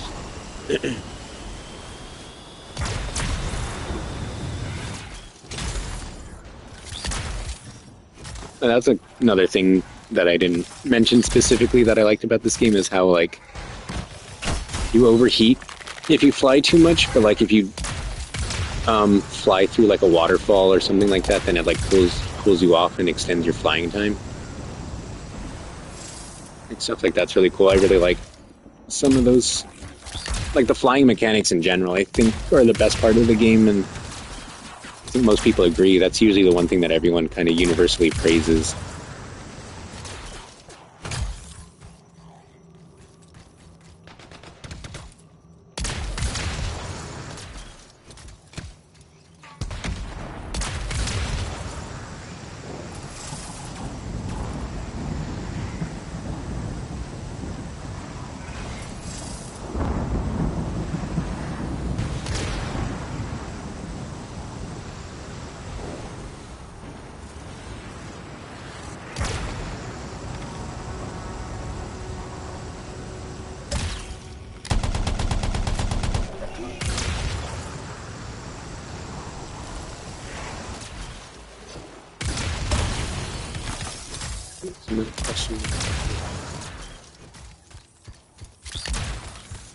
Oh, 3 question marks.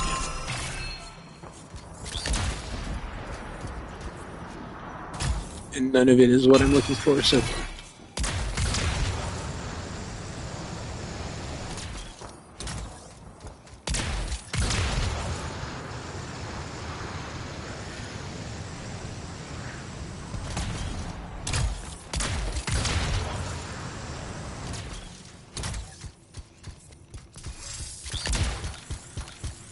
Oh, this is probably it.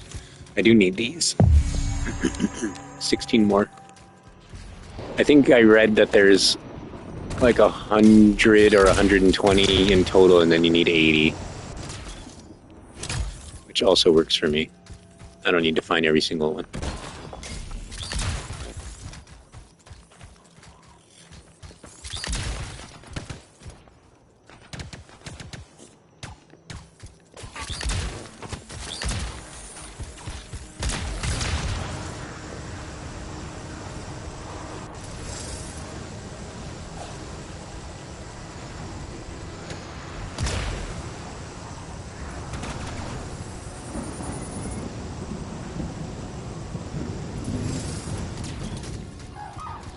Okay, so this is a SCAR camp.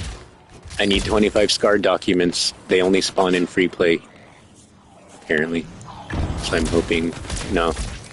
Have I even found any? I can pause the game and let them shoot me. They're not going to kill me, so I can check real quick. See, this challenge right here, Bastion Collectibles, that's the one that's going to be a pain in the ass. That's the one where you need to complete basically all these collection challenges. Although some of these kind of just, you just come across it just through playing or through doing other achievements. So the ones that are going to be a pain are geologists. Those are the deposits. I need 92 more deposits, and then all these like intels are going to be a pain in the ass. These are the ones that only spawn during the free roam mode, and apparently other players can take them from you, and they took like 10% off my shields, and that'll regenerate real quick. That'll regenerate after not getting hit for like 5 seconds. But yeah, so that's what the grind looks like, in case you were wondering. I pretty much have everything else done, and I'm probably going to look up a guide for most of these, but I kind of want to just fly around on my own and not be tied to looking back and forth from a guide for a while, and just kind of enjoy what I can of the game before it shuts down. But when I start getting really tired of it, that's when I'm just going to be like, okay, where's the guide? Just tell me where everything is so I can be done with it.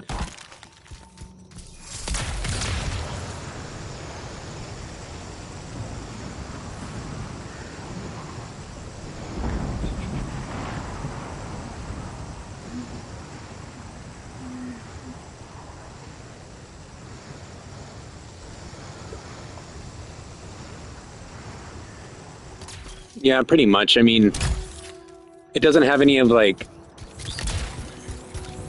Yeah, like this is just the sound effects pretty much.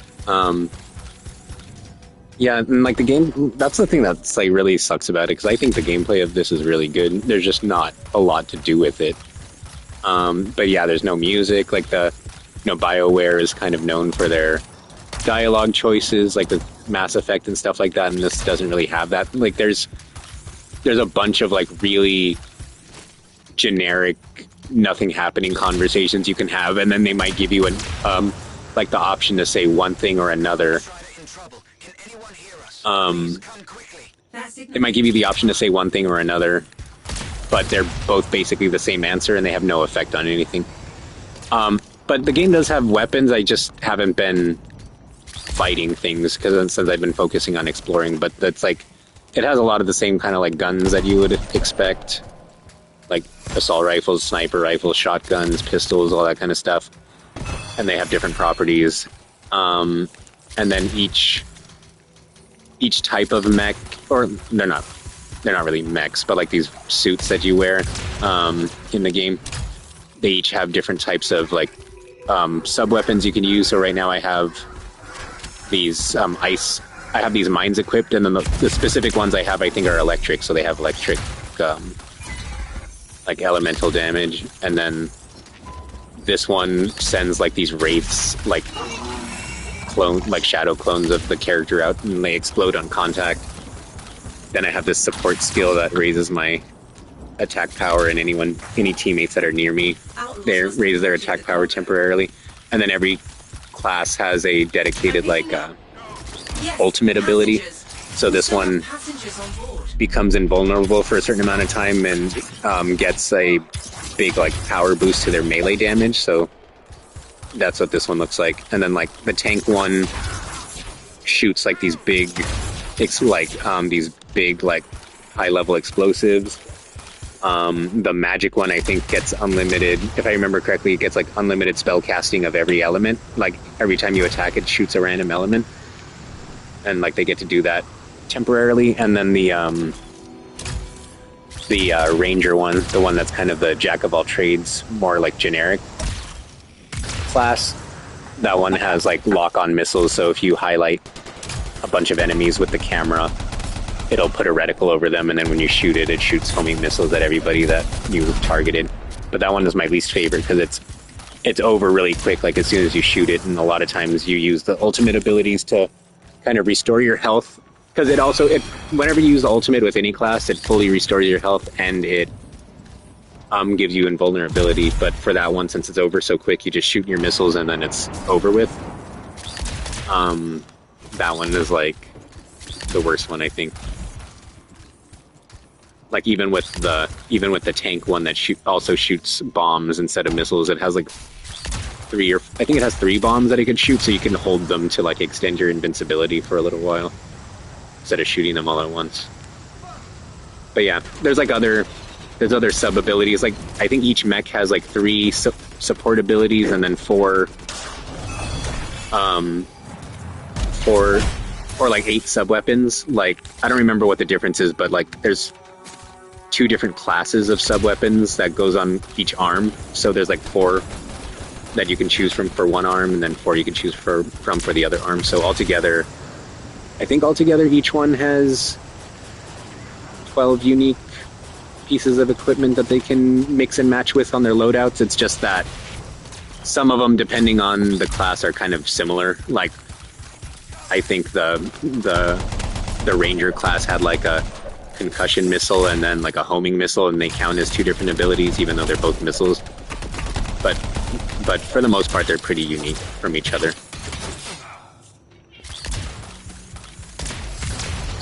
Hey, hello. She's really reaching for help. You bamboozled her.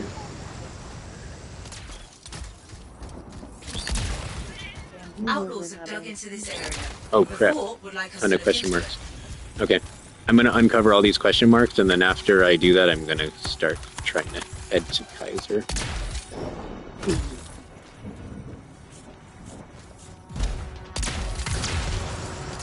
Finding a lot of outlaw history.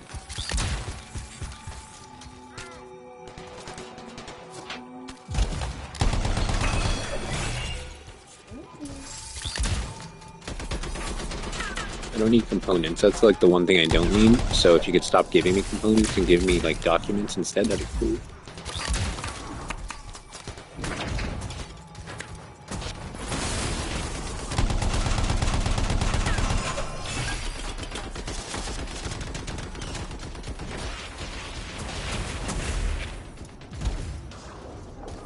Just running around on fire.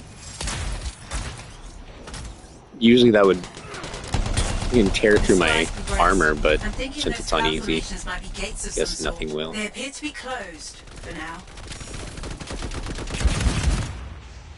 All the mines like landed right on it.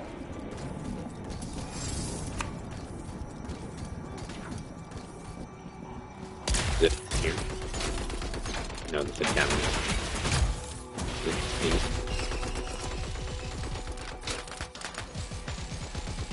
Oh, it's this. I got so excited by all the question marks, and only one of them was something that I needed. Alright. Well, yeah, that sounds like as good of a place to stop as any. How long have I been doing this? For like an hour, hour and a half of... Yeah, it looks like about an hour and a half of just flying around collecting stuff. But to be fair, I did find a lot of stuff, so that's good. I got one achievement. Pretty much finished the botanist challenge of finding 200 mushrooms. And I don't know why it calls the EA logo a blocked scene. So if the screen went blank right now, that's why. But either way, I'm turning it off now. So yeah, thanks for hanging out. Happy New Year's. Good talking to you as always. I'll probably be back later. So if you're around, I'll see you later. But if not, have a good one. And I'll hope to see you sometime soon. All right, though. Talk to you later. Bye.